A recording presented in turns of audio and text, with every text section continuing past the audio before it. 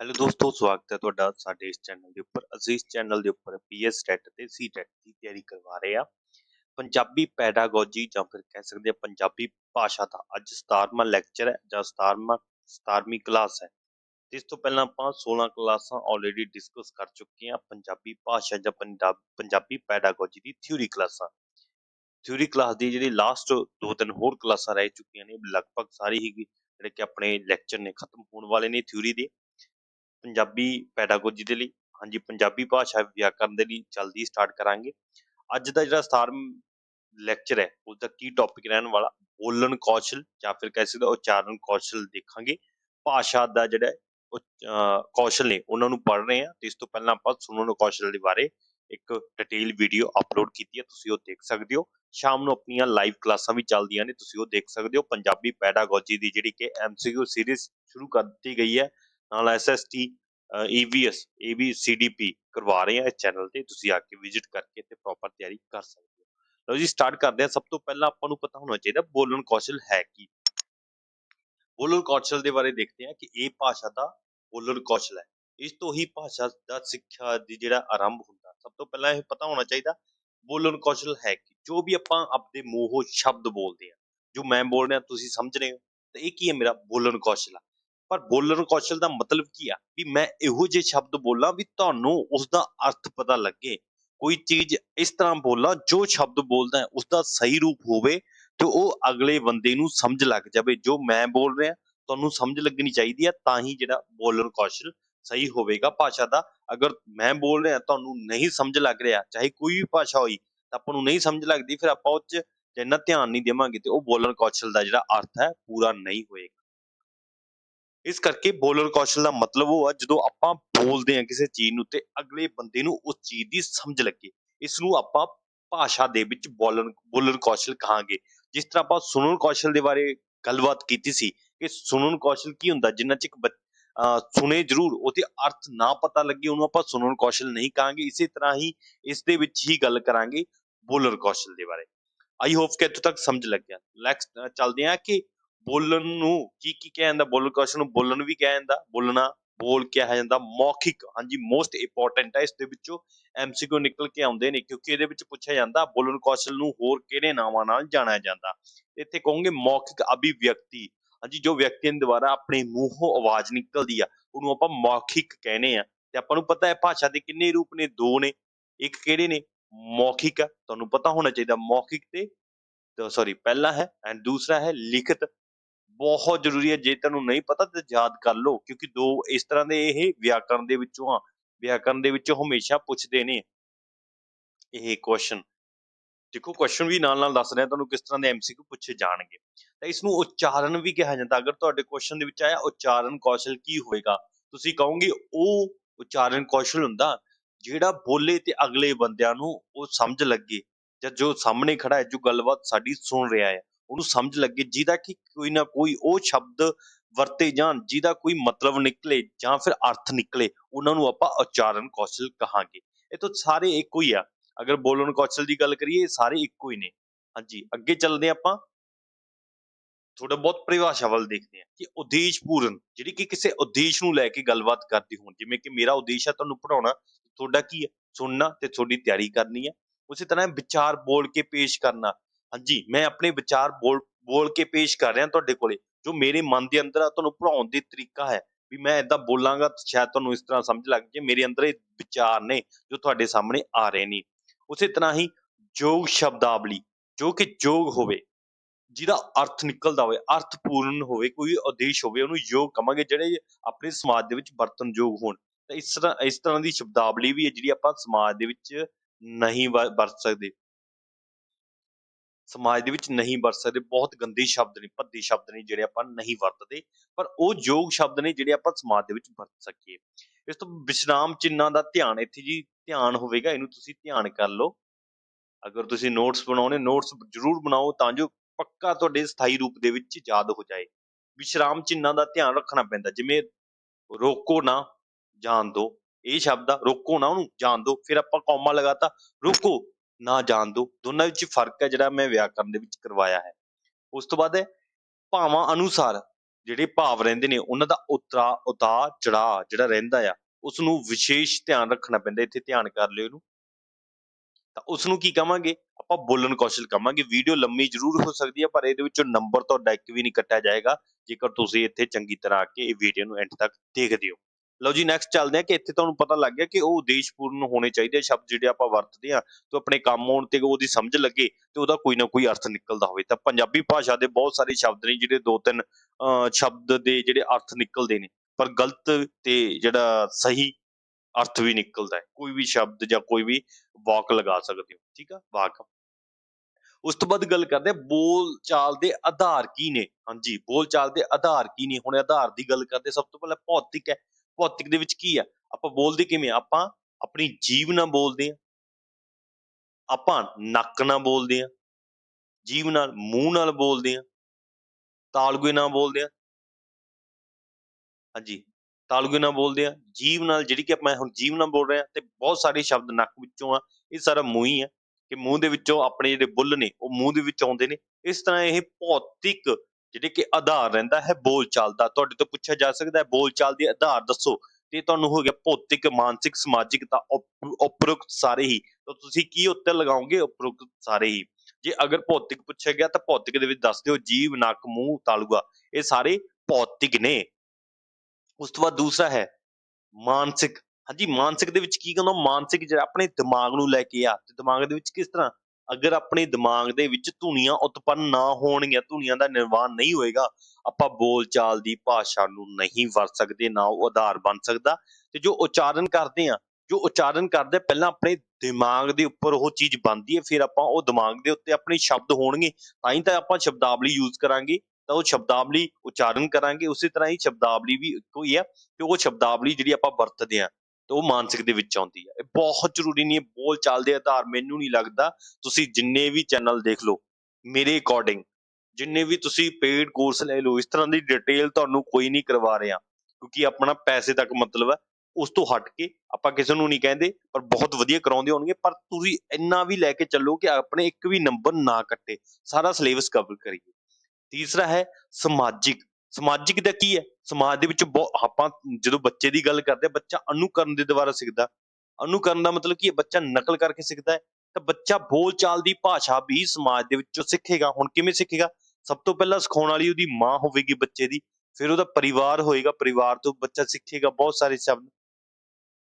ਇਸੇ ਤਰ੍ਹਾਂ ਹੀ ਉਹਦੇ ਜਿਹੜੇ ਦੋਸਤ ਮਿੱਤਰ ਨੇ, ਉਹ ਦੋਸਤ ਮਿੱਤਰ ਸਿਖਾਉਣਗੇ ਉਹਨੂੰ ਸ਼ਬਦ, ਉਹਦੇ ਅਧਿਆਪਕ ਉਸਦੇ ਸ਼ਬਦ ਸਿਖਾਵੇਗਾ, ਉਸਨੂੰ ਬੋਲ ਚਾਲ ਦਾ ਜਿਹੜਾ ਤਰੀਕਾ ਦੱਸੇਗਾ। ਇਹ ਆਧਾਰ ਬਣਦੇ ਨੇ, ਤਿੰਨ ਆਧਾਰ ਨੇ ਜੀ। ਤੁਹਾਡੇ ਤੋਂ ਪੁੱਛੇ ਜਾ ਸਕਦੇ, ਭੌਤਿਕ ਹੋਵੇਗਾ, ਮਾਨਸਿਕ ਹੋਏਗਾ ਐਂਡ ਸਮਾਜਿਕ ਹੋਏਗਾ, ਤੇ ਇਹ ਆਧਾਰ ਆ ਭਾਸ਼ਾ ਦੇ। ਉਸ ਤੋਂ ਬਾਅਦ ਹੈ ਬੋਲਣ ਕੌਸ਼ਲ ਦੇ ਜਿਹੜੇ ਕਿ ਕੁਝ ਉਦੇਸ਼ ਨੇ, ਉਹਨੂੰ ਵੀ ਜਾਣਦੇ ਆ ਕਿ ਕੀ ਉਦੇਸ਼ ਨੇ। ਆਪਾਂ ਬੋਲਣ ਕੌਸ਼ਲ ਦੀ ਗੱਲ ਕਰਦੇ ਹਾਂ ਜਾਂ ਉਚਾਰਨ ਕੌਸ਼ਲ ਦਾ ਕੀ ਇੰਨਾ ਮਤਲਬ ਕਿ ਮਹੱਤਵ ਆ, ਜਾਂ ਕਹਿ ਸਕਦੇ ਹੋ ਕੀ ਉਦੇਸ਼ ਰਹਿੰਦਾ ਜਾਂ ਕੀ ਮਤਲਬ ਰਹਿੰਦਾ। ਜੇ ਆਪਾਂ ਨਾ ਕਰੀਏ ਤਾਂ ਕੀ ਹੋ ਜੂ, ਆਪਾਂ ਬੋਲਣ ਕੌਸ਼ਲ ਦਾ ਨਾ ਕਰਦੇ ਹਾਂ ਤੇ ਆਪਾਂ ਜੇਕਰ ਟੀਚਿੰਗ ਵੱਲ ਜਾ ਰਹੇ ਹਾਂ ਤਾਂ ਨਾ ਕਰੀਏ ਤਾਂ ਕੋਈ ਨਹੀਂ ਫਰਕ ਪੈਣਾ, ਪਰ ਪਵੇਗਾ ਜ਼ਰੂਰ ਜੇਕਰ ਤੁਹਾਨੂੰ ਇੱਥੇ ਆ ਕੇ ਪਤਾ ਲੱਗੇਗਾ ਮਤਲਬ ਕੀ ਆ। ਸਭ ਤੋਂ ਪਹਿਲਾਂ ਦੇਖੋ ਬੋਲਣ ਕੌਸ਼ਲ ਦਾ ਉਦੇਸ਼ ਕੀ ਆ। ਉਦੇਸ਼ ਦਾ ਮਤਲਬ ਕੋਈ ਟੀਚਰ ਤਾਂ ਹੋਏਗਾ ਨਾ, ਕੋਈ ਏਮ ਤਾਂ ਹੋਏਗਾ। ਅੰਗਰੇਜ਼ੀ ਦੇ ਵਿੱਚ ਗੱਲ ਕਰੀਏ ਏਮ ਹੋਵੇਗਾ, ਕੋਈ ਤਾਂ ਉਦੇਸ਼ ਹੋਵੇਗਾ। ਇਸੇ ਕਰਕੇ ਕਿ ਸਭ ਤੋਂ ਪਹਿਲਾਂ ਕੀ ਹੈ, ਬੱਚਿਆਂ ਨੂੰ ਸਰਲ ਤਰੀਕੇ ਦੇ ਨਾਲ ਸਪਸ਼ਟ ਰੂਪ ਤੇ ਸ਼ੁੱਧ ਸ਼ਬਦਾਂ ਦੇ ਵਿੱਚ ਆਪਣੇ ਭਾਵਾਂ ਨੂੰ ਪ੍ਰਗਟ ਕਰਨ ਦੇ ਲਈ ਯੋਗ ਬਣਾਉਣਾ। ਬੋਲਣ ਕੌਸ਼ਲ ਦਾ ਕੀ ਮਤਲਬ ਹੈ, ਜਦੋਂ ਬੱਚਾ ਸਰਲ ਸ਼ਬਦ ਵਰਤੇਗਾ, ਸਪਸ਼ਟ ਰੂਪ ਦੇ ਵਿੱਚ ਬੋਲਣ ਦੀ ਕੋਸ਼ਿਸ਼ ਕਰੇਗਾ ਤੇ ਸ਼ੁੱਧ ਸ਼ਬਦਾਂ ਦੀ ਜਿਹੜੀ ਵਰਤੋਂ ਕਰੇਗਾ ਤੇ ਉਹਨਾਂ ਦੇ ਯੋਗ ਬਣਾਉਣ ਦੇ ਲਈ ਬੋਲਣ ਕੌਸ਼ਲ ਦਾ ਬਹੁਤ ਵੱਡਾ ਅਹਿਮ ਹਿੱਸਾ ਆ ਤੇ ਉਦੇਸ਼ ਹੈ। ਉਸ ਤੋਂ ਬਾਅਦ ਦੂਸਰਾ ਹੈ ਮੌਕੇ ਦੇ ਅਨੁਕੂਲ ਗੱਲਬਾਤ ਕਰਨ ਦੇ ਯੋਗ ਬਣਾਉਣਾ। ਦੇਖੋ ਹੁਣ ਬੱਚੇ ਦੀ ਗੱਲ ਲਗਾ ਲਓ, ਬੱਚਾ ਆਪਣੀ ਛੋਟੀ ਉਮਰ ਦੇ ਵਿੱਚ, ਅਧਿਆਪਕ ਜੇ ਆਪਣੀ ਉਮਰ ਦੇ ਹਿਸਾਬ ਦੇ ਨਾਲ ਬੱਚਿਆਂ ਨੂੰ ਪੜ੍ਹਾਉਣ ਲੱਗ ਗਿਆ ਤਾਂ ਬੱਚਿਆਂ ਦੇ ਬਿਲਕੁਲ ਸਮਝ ਨਹੀਂ ਲੱਗਣਾ। ਬੱਚਿਆਂ ਅਗਰ ਤੁਸੀਂ ਅਧਿਆਪਕ ਹੋ, ਛੋਟੇ ਬੱਚਿਆਂ ਦੇ ਅਧਿਆਪਕ ਹੋ, ਤਾਂ ਬੱਚਿਆਂ ਦੇ ਆਧਾਰ ਤੇ ਬੱਚਿਆਂ ਦੇ ਅਕੋਰਡਿੰਗ ਤੁਹਾਨੂੰ ਢਾਲਣਾ ਪਵੇਗਾ, ਫਿਰ ਉਦਾਂ ਹੀ ਬੋਲਣਾ ਪਵੇਗਾ, ਉਹਨੂੰ ਸਮਝਾਉਣਾ ਪਏਗਾ। ਉਸ ਤੋਂ ਬਾਅਦ ਆਪਾਂ ਮਿਡਲ ਜਾਂ ਆਪਾਂ ਸੈਕੰਡਰੀ ਪੱਧਰ ਦੀ ਗੱਲ ਕਰੀਏ, ਉਸ ਤੇ ਆ ਕੇ ਬੱਚੇ ਦਾ ਜਿਹੜਾ ਕਿ ਮਾਨਸਿਕ ਤੌਰ ਤੇ ਥੋੜਾ ਜਿਹਾ ਹੋ ਜਾਂਦਾ ਆ, ਮਤਲਬ ਕਿ ਸਖਤ ਹੋ ਜਾਂਦਾ ਹੈ, ਉਹਨੂੰ ਸਮਝ ਲੱਗ ਜਾਂਦੀ ਹੈ, ਉਹ ਸੂਝਵਾਨ ਹੋ ਜਾਂਦਾ। ਫਿਰ ਆਪਾਂ ਉਸਦੇ ਅਨੁਕੂਲ ਚੱਲਾਂਗੇ ਕਿ ਮੌਕੇ ਦੇ ਅਨੁਕੂਲ ਗੱਲਬਾਤ ਕਰ ਸਕੇ ਵੀ ਉੱਥੇ ਗੱਲ ਕੀ ਹੈ। ਉਸ ਤੋਂ ਬਾਅਦ ਕੀ ਗੱਲਬਾਤ ਕੋਈ, ਦੇਖੋ ਹੁਣ ਬਹੁਤ ਸਾਰੇ ਹੋਣਗੇ, ਬਹੁਤ ਸਾਰੀ ਥਾਵਾਂ ਤੇ ਬਹੁਤ ਚੰਗੀ ਗੱਲ ਕਰ ਸਕਦੇ ਆਪਾਂ, ਜਿਵੇਂ ਕਿ ਕਿਸੇ ਦੇ ਵਿਆਹ ਗਾ, ਵਿਆਹ ਦੀ ਗੱਲ ਲਗਾ ਲਓ, ਵਿਆਹ ਦੀ ਗੱਲ ਹੈ, ਵਿਆਹ ਦੇ ਵਿੱਚ ਹੱਸ ਖੇਡ ਹੋਵੇਗਾ, ਹੱਸ ਖੇਡਣ ਵਾਲੀ ਗੱਲ ਕਰ ਸਕਦਾ, ਚੁਟਕਲਾ ਸੁਣਾ ਸਕਦਾ ਹੈ। ਉਸ ਤੋਂ ਬਾਅਦ ਗੱਲ ਕਰਾਂਗਾ ਜਿਵੇਂ ਮਰਗ ਹੋ ਗਈ ਜਾਂ ਫਿਰ ਮੌਤ ਹੋਈ ਆ ਕਿਤੇ, ਤਾਂ ਉਸਦੇ ਭੋਗ ਤੇ ਆਪਣਾ ਪੰਜਾਬੀ ਦੇ ਵਿੱਚ ਹੀ ਗੱਲ ਕਰ ਰਹੀ ਹੈ, ਭੋਗ ਹੈ, ਭੋਗ ਪੈ ਰਿਹਾ, ਭੋਗ ਤੇ ਜਾ ਕੇ ਆਪਾਂ ਹੱਸਣ ਲੱਗ ਗਏ, ਕੋਈ ਚੰਗੀ ਗੱਲ? ਮੌਕੇ ਦੇ ਅਨੁਸਾਰ ਆਪਾਂ ਨੂੰ ਅਗਰ ਬੋਲਣ ਦਾ ਉਦੇਸ਼ ਆ, ਬੋਲਣ ਕੌਸ਼ਲ ਦਾ ਇਹੀ ਉਦੇਸ਼ ਆ ਕਿ ਮੌਕੇ ਦੇ ਅਨੁਸਾਰ ਆਪਾਂ ਨੂੰ ਬੋਲਣ ਦੇ ਲਈ ਇੱਕ ਕਾਇਮ ਹਿੱਸਾ, ਅਹਿਮ ਹਿੱਸਾ ਨਿਭਾਉਂਦਾ ਹੈ ਬੋਲਣ ਕੌਸ਼ਲ। ਤੀਸਰਾ ਹੈ ਬੱਚਿਆਂ ਦੀ ਸੰਗ ਦੂਰ ਕਰਕੇ। ਹਾਂਜੀ, ਜੇਕਰ ਆਪਾਂ ਬੋਲਣ ਕੌਸ਼ਲ ਦਾ ਉਦੇਸ਼ ਕੀ ਹੈ, ਬੱਚਿਆਂ ਨੂੰ ਮੌਕੇ ਦੇਵਾਂਗੇ, ਉਹਦੀ ਸੰਗ ਦੂਰ ਹੋ ਜਾਏਗੀ ਤੇ ਉਸ ਕਰਕੇ ਉਸਦੀ ਸ਼ਖਸੀਅਤ ਦਾ ਨਿਰਮਾਣ ਹੋਵੇਗਾ ਜਾਂ ਵਿਕਾਸ ਹੋਏਗਾ, ਫਿਰ ਹੀ ਤਾਂ ਬੱਚਾ ਅੱਗੇ ਪਾਰਟੀਸਪੇਟ ਕਰ ਸਕਦਾ ਹੈ। ਦੇਖੋ ਮੈਂ ਆਪਣੀ ਗੱਲ ਕਰਾਂ, ਜਦੋਂ ਮੈਂ ਛੋਟਾ ਸੀ ਮੈਂ ਕਦੇ ਵੀ ਸਟੇਜ ਤੇ ਨਹੀਂ ਗਿਆ, ਪਰ ਕੀ ਹੋਇਆ, ਮੇਰੀ ਯੂਨੀਵਰਸਿਟੀ ਚ ਜਾ ਕੇ, ਕਾਲਜ ਚ ਜਾ ਕੇ ਇਹ ਜਿਹੜੀ ਸੰਗ ਦੂਰ ਹੋਈ, ਮੇਰੇ ਵਿੱਚ ਸ਼ਖਸੀਅਤ ਦਾ ਜਿਹੜਾ ਨਿਰਮਾਣ ਹੋਇਆ ਤੇ ਉਹਦਾ ਵਿਕਾਸ ਹੋਇਆ, ਤੇ ਵਿਕਾਸ ਹੋਣ ਦੇ ਨਾਲ ਕੀ ਸੀ, ਮੈਂ ਇੱਕ ਟੀਚਿੰਗ ਲਾਈਨ ਦੇ ਵੱਲ ਆ ਗਿਆ ਜੋ ਤੁਹਾਨੂੰ ਅੱਜ ਪੜ੍ਹਾ ਰਿਹਾ। ਆਪਣੇ ਉੱਤੇ ਆਪਣੇ ਉੱਤੇ ਅਪਲਾਈ ਕਰਕੇ ਦੇਖਿਆ ਕਰੋ ਕੋਈ ਵੀ ਚੀਜ਼, ਫਿਰ ਜਲਦੀ ਸਮਝ ਆਉਂਦਾ। ਤੁਸੀਂ ਸੋਚੋ ਵੀ ਮੈਂ ਵੀ ਇਦਾਂ ਦਾ ਸੀ, ਮੈਂ ਕਦੇ ਸਟੇਜ ਤੇ ਨਹੀਂ ਗਿਆ, ਸਾਨੂੰ ਵੀ ਅਖਬਾਰਾਂ ਜਾਂ ਕਹਿ ਸਕਦੇ ਆ ਵਿਚਾਰ ਬੋਲਣ ਦੇ ਲਈ ਕਿਹਾ ਜਾਂਦਾ ਸੀ, ਪਰ ਮੈਂ ਗਿਆ ਨਹੀਂ, ਤੁਸੀਂ ਵੀ ਕਹਿ ਸਕਦੇ ਹੋ। ਇਸ ਤਰ੍ਹਾਂ ਸਾਰੀਆਂ ਚੀਜ਼ਾਂ ਆਪਣੇ ਨਾਲ ਜੋੜ ਕੇ ਲੈ ਕੇ ਚੱਲੋ ਜਦੋਂ ਤੁਸੀਂ ਪੰਜਾਬੀ ਭਾਸ਼ਾ ਦੀ ਪੈਡਾਗੋਜੀ ਕਰਦੇ ਹੋ ਜਾਂ CDP ਕਰਦੇ ਹੋ, ਤਾਂ ਇਸ ਨੂੰ ਆਪਣੇ ਨਾਲ ਜੋੜ ਕੇ ਚੱਲੋ, ਇੱਕ ਵਿਦਿਆਰਥੀ ਨਾਲ ਤੇ ਇੱਕ ਅਧਿਆਪਕ ਦੇ ਨਾਲ, ਫਿਰ ਮੈਨੂੰ ਨਹੀਂ ਲੱਗਦਾ ਤੁਹਾਡਾ ਕੋਈ ਕੁਐਸਚਨ ਰਹਿ ਜਾਊਗਾ। ਦੋਨਾਂ ਨੂੰ ਮੇਨ ਲੈ ਕੇ ਚੱਲਿਓ। ਉਸ ਤੋਂ ਬਾਅਦ ਕੀ ਆ, ਬੱਚਿਆਂ ਵਿੱਚ ਆਤਮ ਵਿਸ਼ਵਾਸ ਉਤਪੰਨ ਕਰਨਾ। ਦੇਖੋ ਸੰਗ ਦੂਰ ਹੋ ਗਈ ਬੱਚਿਆਂ ਦੇ ਅੰਦਰ, ਤਾਂ ਉਹਦੀ ਆਤਮ ਵਿਸ਼ਵਾਸ ਪੈਦਾ ਹੋ ਜਾਏਗਾ, ਜਿਵੇਂ ਕਿ ਮੇਰੇ ਅੰਦਰ ਹੋ ਗਿਆ। ਹੁਣ ਤੁਸੀਂ ਕਰੋ ਉਤਪੰਨ ਕਰਕੇ ਉਹਨਾਂ ਨੂੰ ਉਚਿਤ ਹਾਵ ਭਾਵ ਬੋਲਣ ਦੇ ਲਈ ਨਿਪੁੰਨ ਕਰਨਾ ਪਵੇਗਾ, ਕਿ ਉਹ ਉਚਿਤ ਹਾਵ ਭਾਵ ਜਿਹੜੇ ਰਹਿੰਦੇ ਨੇ, ਕਿੰਨਾ ਉਤਾਰ ਚੜਾਅ ਹੋਣਾ ਚਾਹੀਦਾ ਉਹ ਬੋਲਣ ਦੇ ਲਈ, ਉਹ ਕੀ ਆ, ਯੋਗ ਬਣ ਸਕਣ। ਇਹੀ ਬੋਲਣ ਭਾਸ਼ਾ ਦੇ ਜਾਂ ਉਚਾਰਨ ਕੌਸ਼ਲ ਦੇ ਉਦੇਸ਼ ਨੇ। ਇਹ ਚਾਰ ਮੁੱਖ ਤੌਰ ਤੇ ਜਿਹੜੇ ਆਪਾਂ ਗੱਲਬਾਤ ਕਰ ਚੁੱਕੇ ਹਾਂ। ਬਾਕੀ ਤਾਂ ਇਹਨਾਂ ਵਿੱਚੋਂ ਅਲੱਗ-ਅਲੱਗ ਜੋੜ ਕੇ ਅਲੱਗ-ਅਲੱਗ ਕੀਤੇ ਫਿਰ ਪੜ੍ਹਾਉਂਦੇ ਨੇ। ਚਲੋ ਇੰਨਾ ਸਮਝਣਾ ਆਪਾਂ ਨੂੰ ਜ਼ਰੂਰੀ ਹੈ। ਸੰਗ ਦੂਰ ਹੋ ਗਈ, ਆਤਮ ਵਿਸ਼ਵਾਸ ਬਣ ਗਏ ਅੰਦਰ, ਤੇ ਉਹ ਮੌਕੇ ਦੇ ਅਨੁਕੂਲ ਉਹ ਗੱਲਬਾਤ ਕਰ ਸਕੇ, ਕਿਹੋ ਜਿਹੀ ਕੰਡੀਸ਼ਨ ਆ ਉਸਦੇ ਆਧਾਰ ਤੇ ਉਹ ਗੱਲਬਾਤ ਕਰ ਸਕੇ, ਤੇ ਸ਼ੁੱਧ ਸਰਲ ਤੇ ਸਪਸ਼ਟ ਤੌਰ ਤੇ ਬੱਚਾ ਬੋਲਣ ਦੇ ਯੋਗ ਹੋ ਸਕੇ। ਇੱਥੋਂ ਤੱਕ ਆਪਣੇ ਉਦੇਸ਼ ਖਤਮ ਨੇ। ਹੁਣ ਗੱਲ ਕਰਦੇ ਬੋਲਚਾਲ ਦੀ ਸਿੱਖਿਆ ਕਿਉਂ ਜ਼ਰੂਰੀ ਹੈ। ਸਭ ਤੋਂ ਵੱਡਾ ਕੁਐਸਚਨ ਇਹੀ ਨਿਕਲ ਕੇ ਆਉਂਦਾ ਕਿ ਬੋਲਚਾਲ ਦੀ ਜਿਹੜੀ ਕਿ ਸਿੱਖਿਆ ਕਿਉਂ ਜ਼ਰੂਰੀ ਹੈ। ਆਪਾਂ ਗੱਲ ਕਰਦੇ ਹਾਂ ਹੁਣ ਇਸਦਾ ਮਹੱਤਵ ਗੱਲ ਕਰ ਸਕਦੇ ਹਾਂ, ਜਾਂ ਇਹਦਾ ਕੀ ਲੋੜ ਹੈ, ਜਾਂ ਜ਼ਰੂਰੀ ਕਿਉਂ ਹੈ, ਜਾਂ ਮਹੱਤਵ ਹੈ, ਮਹੱਤਵ ਕਿਉਂ ਆ, ਹੁਣ ਆਪਾਂ ਇਸ ਨੂੰ ਹੀ ਜਾਣਦੇ ਹਾਂ। ਬਹੁਤ ਜ਼ਰੂਰੀ ਆ। ਦੇਖੋ ਮਹੱਤਵ ਤੇ ਜ਼ਰੂਰੀ ਕਿਉਂ ਹੈ, ਇਹਦਾ ਮਤਲਬ ਕੀ ਹੈ, ਬੋਲਣ ਕੌਸ਼ਲ ਜਾਂ ਉਚਾਰਨ ਕੌਸ਼ਲ ਕਹਿ ਸਕਦੇ ਆ। ਸਭ ਤੋਂ ਪਹਿਲਾਂ ਹੈ ਦੈਨਿਕ ਜੀਵਨ ਵਿੱਚ ਇਸਦਾ ਬਹੁਤ ਵੱਡਾ ਮਹੱਤਵ ਹੈ, ਜਾਂ ਬਹੁਤ ਹੀ ਜ਼ਰੂਰੀ ਆ। ਆਪਾਂ ਦੈਨਿਕ ਜੀਵਨ ਦੇ ਵਿੱਚ ਬਹੁਤ ਸਾਰੇ ਸ਼ਬਦ ਬੋਲਦੇ ਆ, ਬਹੁਤ ਸਾਰੇ ਲੋਕਾਂ ਨੂੰ ਮਿਲਦੇ ਆ, ਗੱਲਾਂ ਬਾਤਾਂ ਕਰਦੇ ਆ। ਜੇਕਰ ਆਪਾਂ ਇੱਕ ਦੂਜੇ ਨੂੰ ਮਿਲਣਾ ਆ, ਕੋਈ ਕੰਮ ਆ, ਜੋ ਵੀ ਹੋਵੇਗਾ ਦੈਨਿਕ ਜੀਵਨ ਦੇ ਵਿੱਚ, ਜੋ ਵੀ ਆਪਾਂ ਗਤੀਵਿਧੀਆਂ ਕਰਦੇ ਆ, ਉਹ ਆਪਣੀ ਭਾਸ਼ਾ ਦੇ ਆਧਾਰ ਤੇ ਰਹਿੰਦੀਆਂ ਨੇ। ਆਪਾਂ ਕਿਸੇ ਕੋਲੇ ਜਾਂਦੇ ਆ, ਉੱਥੇ ਵੀ ਜਾ ਕੇ ਕੋਈ ਸ਼ਬਦ ਬੋਲਦੇ ਆ, ਉਹਨੂੰ ਸਮਝ ਲੱਗੇਗਾ। ਆਪਾਂ ਇੱਕ ਦੁਕਾਨ ਤੇ ਚੱਲੇ ਆ, ਇੱਕ ਦੁਕਾਨ ਤੇ ਜਾ ਕੇ ਆਪਾਂ ਕੋਈ ਚੀਜ਼ ਲੈਣੀ ਆ, ਮਤਲਬ ਕੋਈ ਟੌਫੀ ਲੈਣੀ ਆ, ਜਾਂ ਫਿਰ ਕਹਿ ਸਕਦੇ ਆਪਾਂ ਪੈਨ ਲੈਣਾ, ਉੱਥੋਂ ਆਪਾਂ ਕਵਾਂਗੇ ਨਾ ਜਾ ਕੇ ਵੀ ਮੈਨੂੰ ਇਹ ਪੈਨ ਚਾਹੀਦਾ, ਤੁਸੀਂ ਪੈਨ ਦੇ ਦਿਓ, ਫੇਰ ਹੀ ਦੇਗਾ। ਜੇਕਰ ਆਪਾਂ ਕਿਸੇ ਚੀਜ਼ ਦੇ ਸ਼ਬਦਾਂ ਦਾ ਉਚਾਰਨ ਉੱਥੇ ਦੁਕਾਨ ਤੇ ਜਾ ਕੇ ਕਰਾਂਗੇ। ਇਸ ਕਰਕੇ ਦੈਨਿਕ ਜੀਵਨ ਦੇ ਵਿੱਚ ਬਹੁਤ ਵੱਡਾ ਮਹੱਤਵ, ਅਹਿਮ ਜਿਹਾ ਹਿੱਸਾ ਕਹਿ ਸਕਦੇ ਨਿਭਾ ਰਹੀ ਹੈ ਬੋਲਣ ਕੌਸ਼ਲ। ਹਾਂਜੀ, ਉਸ ਤੋਂ ਬਾਅਦ ਹੈ ਭਾਸ਼ਾ ਸਿੱਖਿਆ ਦਾ ਆਰੰਭ ਹੁੰਦਾ ਹੈ ਜੀ। ਹਾਂਜੀ, ਭਾਸ਼ਾ ਸਿੱਖਿਆ ਦਾ ਆਰੰਭ ਇੱਥੋਂ ਹੁੰਦਾ। ਹੁਣ MCQ ਪੁੱਛਿਆ ਜਾਂਦਾ, ਭਾਸ਼ਾ ਸਿੱਖਿਆ ਦਾ ਆਰੰਭ ਕਿੱਥੋਂ ਹੁੰਦਾ, ਤੁਸੀਂ ਕਹੋਗੇ ਬੋਲਣ ਕੌਸ਼ਲ। MCQ ਬਹੁਤ ਜ਼ਰੂਰੀ ਪੁੱਛਿਆ ਜਾ ਸਕਦਾ ਹੈ, ਕਿੱਥੋਂ ਹੁੰਦਾ ਜੀ, ਭਾਸ਼ਾ ਸਿੱਖਿਆ ਤੋਂ ਹੁੰਦਾ ਜੀ। ਭਾਸ਼ਾ ਦੀ ਸਿੱਖਿਆ ਦਾ ਜਿਹੜਾ ਆਰੰਭ ਆ ਉਹ ਕਿੱਥੋਂ ਹੁੰਦਾ, ਉਹ ਬੋਲਣ ਕੌਸ਼ਲ ਤੋਂ ਹੁੰਦਾ। ਇੱਥੇ ਤੁਹਾਡਾ ਇੱਕ ਕੁਐਸਚਨ ਜਿਹੜਾ ਨਿਕਲ ਕੇ ਆਇਆ। ਗੱਲ ਕਰੀਏ, ਗੱਲ ਕਰਦੇ ਆ ਕਿ ਮੌਖਿਕ ਪ੍ਰਗਟਾਵਾ ਜਿਹੜਾ ਰਹਿੰਦਾ ਆ, ਆਪਾਂ ਬੋਲ ਕੇ ਜੋ ਮੈਂ ਤੁਹਾਨੂੰ ਬੋਲ ਰਿਹਾ, ਤੇ ਮੌਖਿਕ ਹੀ ਆ, ਤੋਂ ਬਿਨਾਂ ਸੁਣਨ ਦਾ ਕੋਈ ਅਰਥ ਨਹੀਂ ਹੈ। ਦੇਖੋ ਆਪਾਂ ਸੁਣਨ ਕੌਸ਼ਲ ਦੀ ਗੱਲ ਕੀਤੀ ਸੀ, ਹੁਣ ਸੁਣਨ ਦਾ ਮਤਲਬ ਕੀ ਹੈ, ਇੱਥੇ ਸੁਣਨ ਅਗਰ ਤੁਹਾਨੂੰ ਸਮਝ ਲੱਗ ਗਿਆ ਤਾਂ ਇੱਥੇ ਆ ਜਾਏਗਾ। ਆਪਾਂ ਸੁਣਨ ਉਹ ਕਵਾਂਗੇ ਜਦੋਂ ਆਪਾਂ ਸੁਣਦੇ ਆ, ਜੋ ਸੁਣਦੇ ਆ ਉਹਦਾ ਅਰਥ ਗ੍ਰਹਿਣ ਕਰ ਸਕੀਏ, ਅਰਥ ਗ੍ਰਹਿਣ ਕਰ ਸਕੀਏ, ਤਾਂ ਉਹਨੂੰ ਕਵਾਂਗੇ ਆਪਾਂ ਸੁਣਨ ਕੌਸ਼ਲ, ਤੇ ਉਹਨੂੰ ਸਮਝ ਸਕੀਏ। ਅਰਥ ਤਾਂ ਹੀ ਹੋਏਗਾ, ਅਰਥ ਤਾਂ ਹੀ ਨਿਕਲੇਗਾ ਜੇਕਰ ਆਪਾਂ ਸ਼ੁੱਧ ਬੋਲਾਂਗੇ, ਸ਼ੁੱਧ ਜਾਂ ਆਪਾਂ ਕਹਿ ਸਕਦੇ ਹਾਂ ਅਰਥਪੂਰਨ ਸ਼ਬਦ ਦੀ ਜਿਹੜੀ ਵਰਤੋਂ ਕਰਾਂਗੇ, ਸ਼ਬਦਾਂ ਦੀ ਵਰਤੋਂ ਕਰਾਂਗੇ, ਤਾਂ ਹੀ ਤਾਂ ਉਹਦਾ ਅਰਥ ਨਿਕਲੇਗਾ। ਜੇਕਰ ਇਹਦਾ ਅਰਥ ਨਾ ਨਿਕਲੇ ਆਪਣਾ ਸੁਣਨ ਕੌਸ਼ਲ ਜ਼ੀਰੋ ਆ, ਆਪਾਂ ਨੂੰ ਕੋਈ ਮਤਲਬ ਨਹੀਂ ਹੈ ਸੁਣਨ ਕੌਸ਼ਲ। ਜਦੋਂ ਕਿਸੇ ਦੇ ਸਮਝ ਨਹੀਂ ਲੱਗ ਰਿਹਾ ਤਾਂ ਸੁਣਨ ਕੌਸ਼ਲ ਦੇ ਵਿੱਚ ਕੋਈ ਮਹੱਤਵ ਨਹੀਂ ਰਹੇਗਾ। ਇੱਥੋਂ ਤੱਕ ਸਮਝ ਲੱਗ ਗਈ, ਇੱਕ ਦੂਜੇ ਨੂੰ ਜਾ ਕੇ ਕੰਪੇਅਰ ਕਰਕੇ ਫਿਰ ਜਾ ਕੇ ਆਪਾਂ ਨੂੰ ਚੰਗੀ ਤਰ੍ਹਾਂ ਸਮਝ ਲੱਗ ਸਕਦੀ ਹੈ। ਇਹੀ ਇਸ ਪੁਆਇੰਟ ਦੇ ਵਿੱਚ ਕਿਹਾ ਗਿਆ ਹੈ ਕਿ ਜਿੰਨਾ ਚਿਰ ਆਪਾਂ ਮੌਖਿਕ ਪ੍ਰਗਟਾਅ ਦੇ ਉੱਪਰ ਧਿਆਨ ਨਹੀਂ ਦਿੰਦੇ, ਉਸ ਤੋਂ ਬਿਨਾਂ ਜਿਹੜਾ ਸੁਣਨ ਕੌਸ਼ਲ ਦਾ ਕੋਈ ਅਰਥ ਨਹੀਂ ਹੈ। ਇਸ ਲਈ ਮੌਖਿਕ ਪ੍ਰਗਟਾਅ ਤੋਂ ਹੀ ਭਾਸ਼ਾ ਦਾ ਜਿਹੜਾ ਆਰੰਭ ਹੁੰਦਾ, ਜਿਹੜਾ ਆਪਾਂ ਪਹਿਲਾਂ ਹੀ ਗੱਲ ਕਰ ਚੁੱਕੇ ਹਾਂ, ਭਾਸ਼ਾ ਦਾ ਆਰੰਭ ਕਿੱਥੋਂ ਹੁੰਦਾ ਤਾਂ ਬੋਲਣ ਕੌਸ਼ਲ ਤੋਂ ਹੁੰਦਾ ਜਾਂ ਉਚਾਰਨ ਕੌਸ਼ਲ ਤੋਂ ਹੁੰਦਾ ਹੈ। ਹੁਣ ਜਿਹੜਾ ਚੌਥਾ ਹੈ ਪੁਆਇੰਟ ਹੈ ਕਿ ਕਿੱਤਾਕਾਰੀ ਦੇ ਖੇਤਰ ਵਿੱਚ ਮਹੱਤਵ ਹੈ। ਦੇਖੋ ਬਹੁਤ ਸਾਰੇ ਜਿਹੜੇ ਕਿ ਸਟੂਡੈਂਟ ਮੈਨੂੰ ਸੁਣ ਵੀ ਰਹੇ ਨੇ, ਉਹਨਾਂ ਦੇ ਆਪਣੇ ਪੇਰੈਂਟਸ ਨੇ ਜਾਂ ਆਪਣੇ ਮਾਪੇ ਨੇ, ਆਪਣੇ ਪਿਤਾ ਨੇ, ਉਹ ਕਿਸੇ ਨਾ ਕਿਸੇ ਕਿੱਤੇ ਦੇ ਨਾਲ ਜੁੜੇ ਹੋਣਗੇ।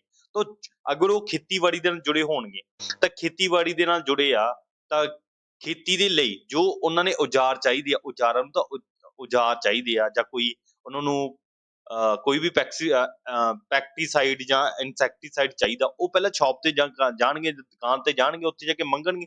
ਇਹਦਾ ਕੀ ਆ, ਕਿੱਤੇ ਦੇ ਨਾਲ ਜੁੜੇ ਆ, ਕੋਈ ਕੰਮ ਕਰ ਰਿਹਾ ਉਹਨੂੰ ਦੱਸਿਆ ਜਾਏਗਾ। ਕੋਈ ਮਿਸਤਰੀ ਹੈ, ਚਨਾਈ ਦਾ ਮਿਸਤਰੀ ਹੈ, ਠੀਕ ਹੈ, ਮਿਸਤਰੀ ਹੈ, ਇੱਥੇ ਸਮਝ ਲਓ ਮਿਸਤਰੀ ਆ, ਉਹਨੇ ਘਰ ਪਾਉਣਾ ਹੈ ਕਿਸੇ ਦਾ, ਤਾਂ ਉਹ ਪਹਿਲਾਂ ਦੱਸੇਗਾ ਨਾ ਵੀ ਇਸ ਤਰ੍ਹਾਂ ਨਕਸ਼ਾ ਹੈ, ਇੱਥੇ ਤੂੰ ਆਹ ਬਣਾਏਗਾ, ਇੱਥੇ ਕਮਰਾ ਬਣਾਏਗਾ, ਇੱਥੇ ਬਾਥਰੂਮ ਬਣਾਏਗਾ, ਇਹ ਛੱਡ ਦੇਗਾ, ਇੱਥੇ ਅਸੀਂ ਟਰੈਕਟਰ ਖੜਾਵਾਂਗੇ, ਜਾਂ ਇੱਥੇ ਕਾਰ ਖੜੀ ਕਰਾਂਗੇ, ਜਾਂ ਇੱਥੇ ਆਪਾਂ ਚੁੱਲ੍ਹਾ ਲਗਾਵਾਂਗੇ। ਜੇਕਰ ਮਿਸਤਰੀ ਨੂੰ ਇਹ ਬੋਲ ਕੇ ਦੱਸਾਂਗੇ ਤਾਂ ਹੀ ਇਹ ਵੀ ਕਿੱਤੇ ਨਾਲ ਜੁੜਿਆ ਹੋਇਆ। ਇੱਥੇ ਸਮਝ ਲਿਓ ਬੋਲਣ ਕੌਸ਼ਲ ਦਾ ਮਤਲਬ। ਮੈਨੂੰ ਨਹੀਂ ਲੱਗਦਾ ਹੁਣ ਤੁਹਾਡੇ ਕੋਈ ਡਾਊਟ ਰਹਿ ਜਾਣਗੇ। ਹੁਣ ਅਗਲੀ ਗੱਲ ਕਰਦੇ ਹਾਂ, ਸ਼ਖਸੀਅਤ ਦਾ ਵਿਕਾਸ ਵੀ ਹੁੰਦਾ, ਜਿਹੜਾ ਆਪਾਂ ਪਹਿਲਾਂ ਗੱਲ ਕਰ ਚੁੱਕੇ ਹਾਂ। ਜਿੰਨਾ ਚਿਰ ਆਪਣੇ ਬੋਲਣ ਕੌਸ਼ਲ ਦਾ ਮਹੱਤਵ ਨਹੀਂ ਹੈ ਆਪਣੀ ਜ਼ਿੰਦਗੀ ਦੇ ਵਿੱਚ, ਉਹਨਾਂ ਚਿਰ ਸ਼ਖਸੀਅਤ ਨਹੀਂ ਬਣਦੀ। ਸ਼ਖਸੀਅਤ ਦਾ ਮਤਲਬ ਕੀ ਹੈ, ਪਰਸਨੈਲਿਟੀ ਹੈ। ਉਹਨਾਂ ਚਿਰ ਪਰਸਨੈਲਿਟੀ, ਅਗਰ ਆਪਾਂ ਮਿੱਠਾ ਤੇ ਪ੍ਰਭਾਵਸ਼ਾਲੀ ਬੋਲਾਂਗੇ, ਆਪਣੀ ਸ਼ਖਸੀਅਤ ਦੇ ਵਿੱਚ ਵਿਕਾਸ ਹੋਏਗਾ। ਕਹੇਗਾ ਯਾਰ ਕਿਆ ਯਾਰ ਕਿੰਨਾ ਮਿੱਠਾ ਬੋਲਦਾ ਯਾਰ, ਇਹ ਕਿੰਨਾ ਵਧੀਆ ਬੋਲਦਾ ਯਾਰ, ਇਹੋ ਜਿਹਾ ਅਧਿਆਪਕ ਹੋਵੇ ਤਾਂ ਕਿਉਂ ਨਾ ਅਸੀਂ ਪੇਪਰ ਕਲੀਅਰ ਕਰ ਜੇ। ਤਾਂ ਜੋ ਇੱਕ ਬੱਚੇ ਦਾ ਏਦਾਂ ਕਮੈਂਟ ਆਇਆ ਸੀ, ਉਹ ਜ਼ਰੂਰੀ ਵੀ ਇਹ ਚੀਜ਼ਾਂ ਤੁਹਾਡੇ ਨਾਲ ਡਿਸਕਸ ਕਰਦੀਆਂ ਵੀ ਇਦਾਂ ਦਾ ਬੰਦਾ ਹੋਵੇ ਯਾਰ, ਸਾਨੂੰ ਸਮਝ ਲੱਗੇਗੀ। ਕੋਈ ਮੈਡਮ ਹੁੰਦੀ ਆ ਵੀ ਉਹ ਕਿੰਨਾ ਮਿੱਠਾ ਬੋਲਦੀ ਹੈ, ਤਾਂ ਉਹ ਚੀਜ਼ਾਂ ਆਪਣੇ ਨਾਲ ਜੁੜੀਆਂ ਹੋਈਆਂ ਨੇ ਭਾਸ਼ਾ ਕੌਸ਼ਲ ਦੇ ਨਾਲ। ਨੈਕਸਟ ਪੁਆਇੰਟ ਹੈ ਭਾਸ਼ਾ ਦਾ ਅਸਲੀ ਰੂਪ। ਬੋਲਣ ਜਾਂ ਮੌਖਿਕ ਹੀ ਹੁੰਦਾ। ਆਪਾਂ ਪਹਿਲਾਂ ਹੀ ਗੱਲ ਕਰ ਚੁੱਕੇ ਹਾਂ, ਭਾਸ਼ਾ ਦੇ ਦੋ ਰੂਪ ਨੇ। ਅਗਰ ਆਪਾਂ ਅਸਲੀ ਰੂਪ ਦੀ ਗੱਲ ਕਰੀਏ, ਸਭ ਤੋਂ ਪਹਿਲਾਂ ਆਪਾਂ ਨੂੰ ਕਿਹੜਾ ਭਾਸ਼ਾ ਦਾ ਰੂਪ ਮਿਲਿਆ ਸੀਗਾ, ਤੁਹਾਡੇ ਤੋਂ MCQ ਪੁੱਛਿਆ ਜਾ ਸਕਦਾ ਹੈ ਵਿਆਕਰਨ ਦੇ ਵਿੱਚ, ਉਹ ਤੁਸੀਂ ਕਹੋਗੇ ਮੌਖਿਕ ਜਾਂ ਫਿਰ ਬੋਲਣਾ। ਸਭ ਤੋਂ ਪਹਿਲਾਂ ਜਿਹੜਾ ਆਪਣੇ ਕੋਲ ਰੂਪ ਭਾਸ਼ਾ ਦਾ ਨਿਕਲ ਕੇ ਆਇਆ, ਮੌਖਿਕ ਹੀ ਨਿਕਲ ਕੇ ਆਇਆ ਸੀਗਾ। ਸੱਤਵਾਂ ਹੈ ਸੌਖੀ ਤੇ ਜਲਦੀ ਸਮਝ ਜਾ ਸਕਦੀ ਹੈ, ਕਿਉਂਕਿ ਵਿਚਾਰਾਂ ਦਾ ਆਦਾਨ ਪ੍ਰਦਾਨ ਵਧੀਆ ਢੰਗ ਨਾਲ ਕੀਤਾ ਜਾ ਸਕਦਾ ਹੈ। ਬਿਲਕੁਲ, ਬੋਲਣ ਕੌਸ਼ਲ ਦੇ ਨਾਲ ਜੋ ਵੀ ਚੀਜ਼ਾਂ ਨੇ, ਆਪਾਂ ਅੱਜ ਕੱਲ ਕੀ ਆ, ਕਿਤਾਬਾਂ ਪੜ੍ਹਨੀਆਂ ਛੱਡ ਦਿੱਤੀਆਂ। ਹੁਣ ਆਪਾਂ ਕੀ ਕਰਦੇ ਹਾਂ, ਕੋਈ ਕਹਾਣੀ ਹੈ, ਕੋਈ ਜਿਵੇਂ ਕਿਤਾਬ ਆ, ਕੋਈ ਕਿਤਾਬ ਹੈ, ਉਹ ਸਤਲੁਜ ਗਵਾਹ ਹੈ, ਉਹਨੂੰ ਮੈਂ ਨੈਟ ਤੇ ਸਰਚ ਕਰਾਂਗਾ, YouTube ਤੇ ਸਰਚ ਕਰਾਂਗਾ, ਉਹ ਕਿਸੇ ਨੇ ਬੋਲ ਕੇ ਪਾਈ ਹੋਈ ਤਾਂ ਮੈਂ ਉਹਨੂੰ ਸੁਣ ਲਵਾਂਗਾ। ਘੱਟ ਟਾਈਮ ਦੇ ਵਿੱਚ ਜਲਦੀ ਸਮਝ ਲੱਗ ਜਾਏਗੀ, ਸੌਖੀ ਤਰੀਕੇ ਨਾਲ, ਟਾਈਮ ਵੀ ਘੱਟ ਲੱਗੇਗਾ, ਪੜ੍ਹਨਾ ਵੀ ਔਖਾ ਲੱਗੇਗਾ। ਕਿਤੇ ਕੰਮ ਕਰ ਰਹੇ ਹਾਂ, ਉਹਦਾ ਜਿਹੜਾ ਆਪਾਂ ਵਰਤੋਂ ਕਰ ਰਹੇ, ਕਿਤੇ ਨਾ ਕਿਤੇ ਬੋਲਣ ਕੌਸ਼ਲ ਦੇ ਵਿੱਚ ਆ ਰਿਹਾ। ਹੁਣ ਬਹੁਤ ਸਾਰੇ ਨੇ ਮੈਨੂੰ YouTube ਦੇਖ ਰਹੇ ਨੇ, ਉਹ ਲਿਖ ਨਹੀਂ ਰਹੇ, ਇਕੱਲਾ ਸੁਣ ਰਹੇ ਨੇ। ਸੁਣਦਾ ਇੱਥੇ ਹੁਣ ਸਮਝ ਲਿਓ ਤੁਸੀਂ ਆਪਣੇ ਨਾਲ, ਜਦੋਂ ਸੁਣਨ ਦੀ ਗੱਲ ਆ ਗਈ ਤੇ ਮੈਂ ਬੋਲ ਰਿਹਾ, ਤੁਸੀਂ ਸੁਣ ਰਹੇ ਹੋ, ਇਹਨਾਂ ਬੋਲਣ ਦੇ ਨਾਲ ਕੀ ਆ, ਤੁਹਾਨੂੰ ਜਲਦੀ ਸਮਝ ਲੱਗ ਰਿਹਾ, ਸੌਖਾ ਤਰੀਕਾ ਹੋ ਗਿਆ। ਹੁਣ ਪੜ੍ਹਨਾ ਲਿਖਣਾ ਸੌਖਾ ਹੋ ਗਿਆ, ਵਿਚਾਰਾਂ ਦਾ ਆਦਾਨ ਪ੍ਰਦਾਨ ਚੱਲ ਰਿਹਾ ਤੁਹਾਡੇ ਨਾਲ, ਇਸੇ ਕਰਕੇ ਤੁਸੀਂ ਜਲਦੀ ਸਿੱਖ ਜਾਓਗੇ ਤੇ ਪੇਪਰ ਆਉਣ ਵਾਲਾ ਕਲੀਅਰ ਕਰ ਦੋਗੇ। ਬਸ ਗੱਲ ਖਤਮ ਹੈ ਇੱਥੇ। ਹੁਣ ਅਗਲਾ ਪੁਆਇੰਟ ਚੱਲਦੇ ਆ ਆਪਾਂ ਕਿ ਪੁਰਾਤਨ ਸਮੇਂ ਦੀ ਗੱਲ ਕਰਦੇ ਹਾਂ। ਉਦੋਂ ਪੁਰਾਤਨ ਸਮੇਂ ਦੇ ਵਿੱਚ ਮੌਖਿਕ ਨੂੰ ਹੀ ਮੁੱਖ ਤੌਰ ਤੇ ਰੱਖਿਆ ਗਿਆ ਸੀ। ਮੌਖਿਕ ਜਾਂ ਬੋਲਣ ਦਾ ਹੀ ਮਹੱਤਵ ਸੀ। ਕਿਉਂ? ਕਿਉਂਕਿ ਆਪਾਂ ਰਿਸ਼ੀਆਂ ਮੁਨੀਆਂ ਨੂੰ ਦੇਖਦੇ ਹਾਂ, ਰਾਮ ਲਕਸ਼ਮਣ ਨੂੰ ਦੇਖਦੇ ਹਾਂ, ਉਸ ਸਮੇਂ ਉਸਦੇ ਬੱਚੇ ਸੀ ਜਿਹੜੇ ਲਵ ਤੇ ਕੁਸ਼, ਲਵ ਤੇ ਕੁਸ਼ ਸੀਗੇ, ਉਹ ਬਾਬਾ ਬਾਲਮੀਕ ਦੇ ਕੋਲ ਪੜ੍ਹਦੇ ਸੀਗੇ। ਬਾਬਾ ਬਾਲਮੀਕ ਬਹੁਤ ਹੀ ਗਿਆਨੀ ਬੰਦੇ ਸੀ ਮੇਰੀ ਨਜ਼ਰ 'ਚ। ਮੈਨੂੰ ਲੱਗਦਾ ਨਹੀਂ ਵੀ ਉਸ ਤੋਂ ਕੋਈ ਗਿਆਨੀ ਬੰਦਾ ਹੋਏਗਾ। ਮੇਰੀ ਨਜ਼ਰ 'ਚ ਸਭ ਤੋਂ ਗਿਆਨੀ ਬੰਦੇ ਸੀ ਉਹ। ਉਹ ਵੀ ਜਦੋਂ ਪੜ੍ਹਾਉਂਦੇ ਸੀ, ਪੜ੍ਹਨ ਲਿਖਣ ਦਾ ਜੋ ਕੰਮ ਸੀ ਉਹਨਾਂ ਦਾ, ਉਹ ਮੌਖਿਕ ਭਾਸ਼ਾ ਦੇ ਵਿੱਚ ਹੀ ਕਰਦੇ ਸੀ। ਕਿਉਂਕਿ ਉਦੋਂ ਜਿਹੜੀ ਕਿ ਪੱਤਿਆਂ ਦੇ ਉੱਪਰ ਆਪਾਂ ਕੇਲੇ ਦੇ ਪੱਤੇ ਦੇਖਦੇ ਹਾਂ ਨਾ, ਉਸਦੇ ਉੱਪਰ ਲਿਖਿਆ ਜਾਂਦਾ ਸੀ। ਉਹ ਇੰਨੇ ਨਹੀਂ ਲਿਖਦੇ ਸੀ, ਪਰ ਮੁੱਖ ਤੌਰ ਤੇ ਉਹਨਾਂ ਦਾ ਜਿਹੜਾ ਮਹੱਤਵ ਸੀ ਉਹ ਮੌਖਿਕ ਉੱਪਰ ਹੀ ਸੀਗਾ। ਤੇ ਰਿਸ਼ੀ ਮੁਨੀਆਂ ਵੀ ਮੌਖਿਕ ਦੇ ਰੂਪ ਵਿੱਚ ਹੀ ਪੜ੍ਹਾਉਂਦੇ ਸੀਗੇ। ਉਸ ਸਮੇਂ ਜਿਹੜੀ ਪੜ੍ਹਾਈ ਚੱਲਦੀ ਸੀ ਮੌਖਿਕ ਚੱਲਦੀ ਸੀ। ਉਹਨਾਂ ਦੇ ਜਿਹੜਾ ਆਪਾਂ ਅੰਗਰੇਜ਼ੀ ਦੀ ਗੱਲ ਕਰਦੇ ਹਾਂ, ਅੰਗਰੇਜ਼ੀ ਦੇ ਵਿੱਚ ਤੁਹਾਡੇ ਤੋਂ ਔਰਲ ਟੈਸਟ ਦੀ ਗੱਲ ਕਰਦੇ ਹਾਂ, ਮੌਖਿਕ ਪ੍ਰੀਖਿਆ ਲਈ ਜਾਂਦੀ ਸੀ ਜਾਂ ਮੌਖਿਕ ਟੈਸਟ ਲਏ ਜਾਂਦੇ ਸੀਗੇ। ਇਸੇ ਤਰ੍ਹਾਂ ਔਰਲ ਟੈਸਟ ਜਿਹੜਾ ਅੰਗਰੇਜ਼ੀ ਅਗਰ ਤੁਸੀਂ ਕਰ ਰਹੇ ਹੋ ਤਾਂ ਅੰਗਰੇਜ਼ੀ ਦੇ ਵਿੱਚ ਔਰਲ ਟੈਸਟ ਆਏਗਾ ਅਗਰ ਤੁਹਾਡੇ ਤੋਂ ਪੁੱਛਿਆ ਗਿਆ ਤਾਂ। ਇਸ ਤਰ੍ਹਾਂ ਕਿ ਸਭ ਤੋਂ ਪਹਿਲਾਂ ਕਿਹੜਾ ਬੋਲਣ ਕੌਸ਼ਲ ਦੇ ਵਿੱਚ ਕੀ ਆ, ਤਾਂ ਔਰਲ ਟੈਸਟ ਜਾਂ ਆਪਾਂ ਕਹਿ ਸਕਦੇ ਹਾਂ ਮੌਖਿਕ ਟੈਸਟ ਇਹਦਾ ਜ਼ਰੂਰੀ ਸੀ। ਉਸ ਸਮੇਂ ਉਹੀ ਚੱਲਦੇ ਸੀਗੇ। ਹਾਂਜੀ ਨੈਕਸਟ ਚੱਲਦੇ ਆ ਕਿ ਬੋਲਣ ਕੌਸ਼ਲ ਦੇ ਜਾਂ ਫਿਰ ਉਚਾਰਨ ਕੌਸ਼ਲ ਦੇ ਕੀ ਗੁਣ ਨੇ। ਸਭ ਤੋਂ ਪਹਿਲਾਂ ਆਪਾਂ ਗੱਲ ਕਰਦੇ ਆ ਸਵੈ ਵਿਸ਼ਵਾਸ। ਆਪਣੇ ਅੰਦਰ ਕੀ ਪੈਦਾ ਹੋ ਜਾਂਦਾ, ਸਵੈ ਵਿਸ਼ਵਾਸ ਪੈਦਾ ਹੋ ਜਾਂਦਾ, ਆਤਮ ਵਿਸ਼ਵਾਸ ਕਹਿ ਸਕਦੇ ਜਾਂ ਫਿਰ ਇੱਥੇ ਲਿਖਿਆ ਹੋ ਗਿਆ ਆਤਮ ਵਿਸ਼ਵਾਸ। ਤਾਂ ਤੁਹਾਡੇ ਤੋਂ ਪੁੱਛਿਆ ਜਾ ਸਕਦਾ ਆਤਮ ਵਿਸ਼ਵਾਸ ਕਿਵੇਂ ਪੈਦਾ ਹੁੰਦਾ ਐਮਸੀਕਿਊ ਵਿੱਚ ਦੇ ਵਿੱਚ, ਤੁਸੀਂ ਕਹੋਗੇ ਬੋਲਣ ਕੌਸ਼ਲ ਦੇ ਨਾਲ, ਤੁਸੀਂ ਬੋਲਣ ਕੌਸ਼ਲ ਦਾ ਆਨਸਰ ਲਗਾਓਗੇ ਅਗਰ ਕੁਐਸਚਨ ਪੁੱਛਿਆ ਗਿਆ। ਹਾਂਜੀ ਅੱਗੇ ਹੈ ਸ਼ੁੱਧ ਤੇ ਸਪਸ਼ਟ ਉਚਾਰਨ। ਆਪਾਂ ਪਹਿਲਾਂ ਹੀ ਬਹੁਤ ਵਧੀਆ ਤਰੀਕੇ ਨਾਲ ਡਿਸਕਸ ਕੀਤਾ ਹੈ ਕਿ ਸ਼ੁੱਧ ਤੇ ਉਚਾਰਨ ਜੇ ਸ਼ੁੱਧ ਤੇ ਸਪਸ਼ਟ ਰੂਪ ਦੇ ਵਿੱਚ ਉਚਾਰਨ ਕਰਦੇ ਆ ਤਾਂ ਅਗਲੇ ਨੂੰ ਵੀ ਚੰਗੀ ਤਰ੍ਹਾਂ ਸਮਝ ਆ ਜਾਏਗਾ, ਇਹੀ ਗੁਣ ਨੇ। ਅਗਰ ਕੋਈ ਕਹੇਗਾ ਯਾਰ ਕਿੰਨੇ ਵਧੀਆ ਸ਼ਬਦ ਬੋਲਦਾ ਯਾਰ ਇਹ, ਹੁਣ ਮੈਂ ਅੰਗਰੇਜ਼ੀ ਦੇ ਸ਼ਬਦ ਵਰਤਦਾ ਪੰਜਾਬੀ ਦੇ ਵਿੱਚ ਜਿਹੜੇ ਕਿ ਮੈਨੂੰ ਨਹੀਂ ਵਰਤਣੇ ਚਾਹੀਦੇ, ਪਰ ਮੈਨੂੰ ਕੋਈ ਇਦਾਂ ਦਾ ਹੋਵੇਗਾ ਯਾਰ ਇਹ ਕਿੰਨੇ ਵਧੀਆ ਸ਼ਬਦ ਵਰਤਦਾ, ਸ਼ੁੱਧ ਤੇ ਸਪਸ਼ਟ ਤੌਰ ਤੇ ਸ਼ਬਦ ਵਰਤਦਾ, ਇਹ ਟਕਾ ਟਕਾ ਕੇ ਗੱਲ ਕਰਦਾ। ਜਿਵੇਂ ਕਿ ਉਸ ਟਾਈਮ ਦੇ ਵਿੱਚ ਇੱਕ ਚਮਕੀਲੇ ਨਾਮ ਦਾ ਗਾਇਕ ਹੋਇਆ, ਬਹੁਤ ਵਧੀਆ ਫੇਮਸ ਹੈ। ਉਹ ਜਦੋਂ ਵੀ ਆਪਣੇ ਗਾਣੇ ਗਾਉਂਦਾ ਉਹ ਸਪਸ਼ਟ ਰੂਪ ਦੇ ਵਿੱਚ ਗਾਉਂਦਾ, ਸ਼ੁੱਧ ਸ਼ਬਦ ਲੈ ਕੇ ਆਉਂਦਾ ਤੇ ਟਕਾ ਟਕਾ ਕੇ ਸ਼ਬਦਾਂ ਨੂੰ ਜਦੋਂ ਉਹ ਉਚਾਰਦਾ ਸੀਗਾ, ਉਹਦੇ ਗਾਣੇ ਇੰਨੇ ਫੇਮਸ ਹੋਏ।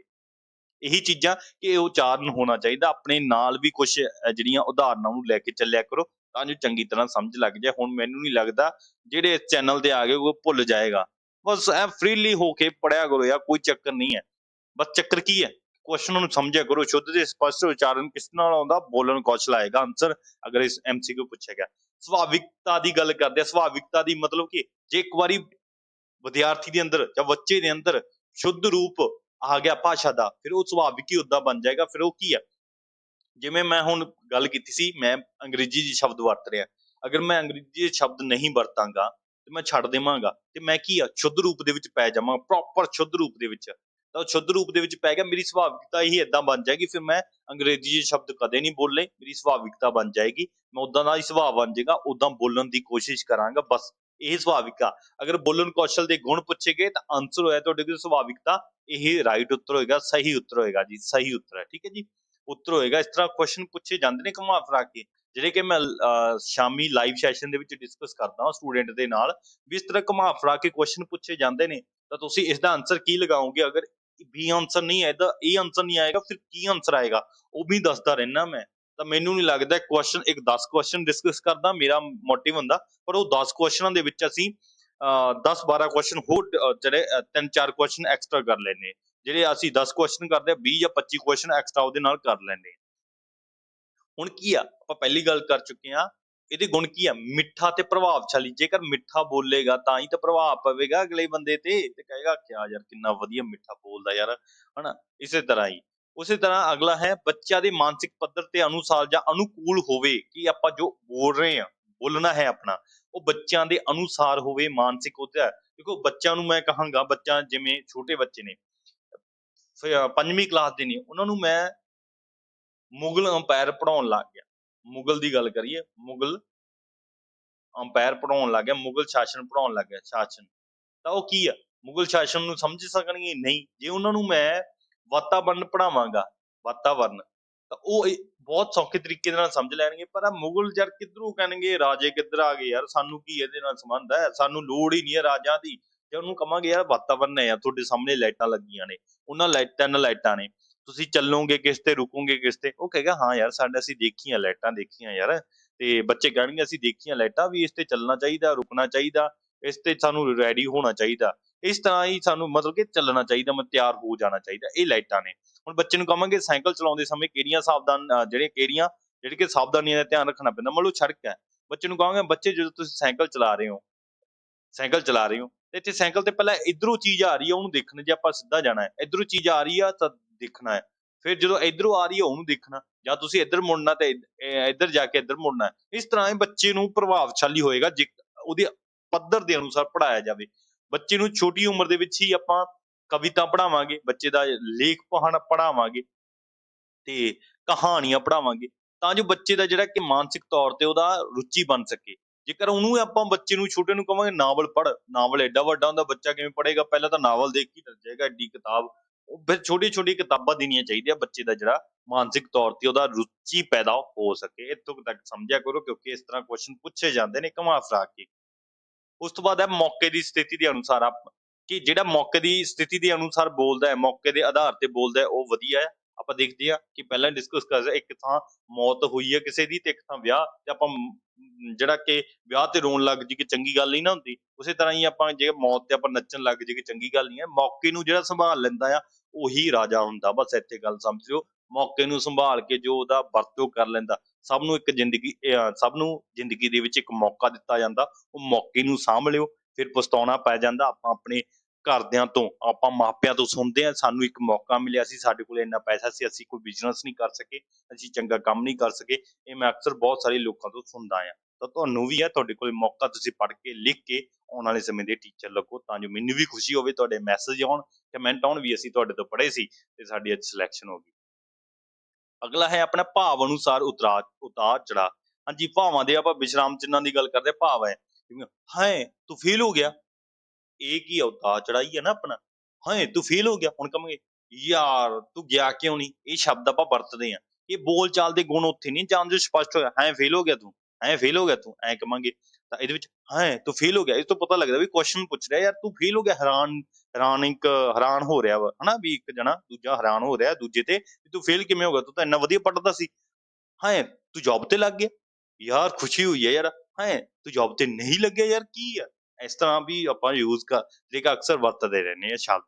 ਇਸ ਕਰਕੇ ਬੋਲਣ ਦੇ ਜਿਹੜੇ ਬੋਲਣ ਕੌਸ਼ਲ ਦੇ ਗੁਣ ਨੇ ਉਹ ਆਪਾਂ ਇੱਥੇ ਪੂਰੇ ਕਰ ਲਏ ਨੇ। ਮੈਨੂੰ ਨਹੀਂ ਲੱਗਦਾ ਹੁਣ ਤੁਹਾਨੂੰ ਕੋਈ ਇਹਦੇ ਉੱਪਰ ਕੋਈ ਡਾਊਟ ਹੋਏਗਾ ਜਾਂ ਕੋਈ ਹੋਏਗਾ ਇਸ਼ੂ ਹੋਏਗਾ। ਹੁਣ ਗੱਲ ਕਰਦੇ ਪ੍ਰਾਇਮਰੀ ਪੱਧਰ ਤੇ ਬੋਲਚਾਲ ਦਾ ਪਾਠਕ੍ਰਮ ਜਾਂ ਪ੍ਰਾਇਮਰੀ ਪੱਧਰ ਤੇ ਕੀ ਮਹੱਤਵ ਹੈ ਇਹਦਾ। ਠੀਕ ਹੈ, ਉਹੀ ਗੱਲ ਕਰਾਂਗੇ। ਦੇਖੋ, ਬੱਚੇ ਨੂੰ ਜਿਹੜੇ ਛੋਟੀ ਪਹਿਲੀ ਤੋਂ ਲੈ ਕੇ, ਦੇਖੋ ਹੁਣ ਆਪਾਂ ਦੇ ਰਹੇ ਹਾਂ, ਇੱਕ ਤਾਂ ਪਹਿਲੀ ਤੋਂ ਲੈ ਕੇ 5ਵੀਂ ਤੱਕ ਦਾ ਪੇਪਰ ਦੇ ਰਹੇ ਹਾਂ, ਇੱਕ ਦੇ ਰਹੇ ਹਾਂ ਆਪਾਂ 6 ਕਲਾਸ ਤੋਂ ਲੈ ਕੇ 8 ਤੱਕ। ਹੁਣ ਦੋਨਾਂ ਨੂੰ ਡਿਸਕਸ ਕਰਾਂਗੇ। ਪਹਿਲਾਂ ਪਹਿਲੇ ਵਾਲਿਆਂ ਨੂੰ ਡਿਸਕਸ ਕਰਦਾ, ਪਹਿਲੀ ਤੋਂ ਲੈ ਕੇ 5ਵੀਂ। ਪਹਿਲਾਂ ਬੱਚੇ ਛੋਟੇ ਨੂੰ ਚਿੱਤਰ ਦਿਖਾ ਕੇ ਉਹਦਾ ਪ੍ਰਯੋਗ ਕਰਨਾ ਚਾਹੀਦਾ ਚਿੱਤਰਾਂ ਦੇ ਨਾਲ। ਹਾਂਜੀ, ਕੋਈ ਫੋਟੋ ਦਿਖਾਤੀ, ਕੋਈ ਕਹਾਣੀ ਆ, ਕਾਂ ਦੀ ਕਹਾਣੀ ਆ, ਪਹਿਲਾਂ ਕਾਂ ਨੂੰ ਦਿਖਾਵਾਂਗੇ ਉੱਡ ਰਿਹਾ ਹੈ, ਤਾਂ ਉਸ ਨੂੰ ਉੱਡ ਰਿਹਾ ਹੈ ਤੇ ਉਹ ਕਿਸੇ ਘੜੇ ਕੋਲੇ ਆ ਗਿਆ, ਉਹਨੂੰ ਕਹਾਣੀ ਸੁਣਾਈ ਜਾਏਗੀ ਕਿ ਉਹ ਕਿਸੇ ਚਿੱਤਰਾਂ ਦੇ ਅਨੁਸਾਰ ਸਿਖਾਇਆ ਜਾਏਗਾ ਬੱਚੇ ਨੂੰ। ਤੇ ਬੋਲ ਚਾਲ ਆਪਾਂ ਕਹਾਣੀ, ਇੱਕ ਥਾਂ ਫੋਟੋਆਂ ਦਿਖਾ ਰਹੇ ਹਾਂ ਉਹਨੂੰ ਤੇ ਨਾਲ ਚਿੱਤਰ ਦਿਖਾ ਰਹੇ ਹਾਂ, ਉਹਨੂੰ ਨਾਲ ਬੋਲ ਰਹੇ ਹਾਂ। ਤੇ ਇੱਥੇ ਬਹੁਤ ਵੱਡਾ ਮਹੱਤਵ ਹੈ ਬੱਚੇ ਨੂੰ ਪੜ੍ਹਾਉਣ ਦੇ ਲਈ।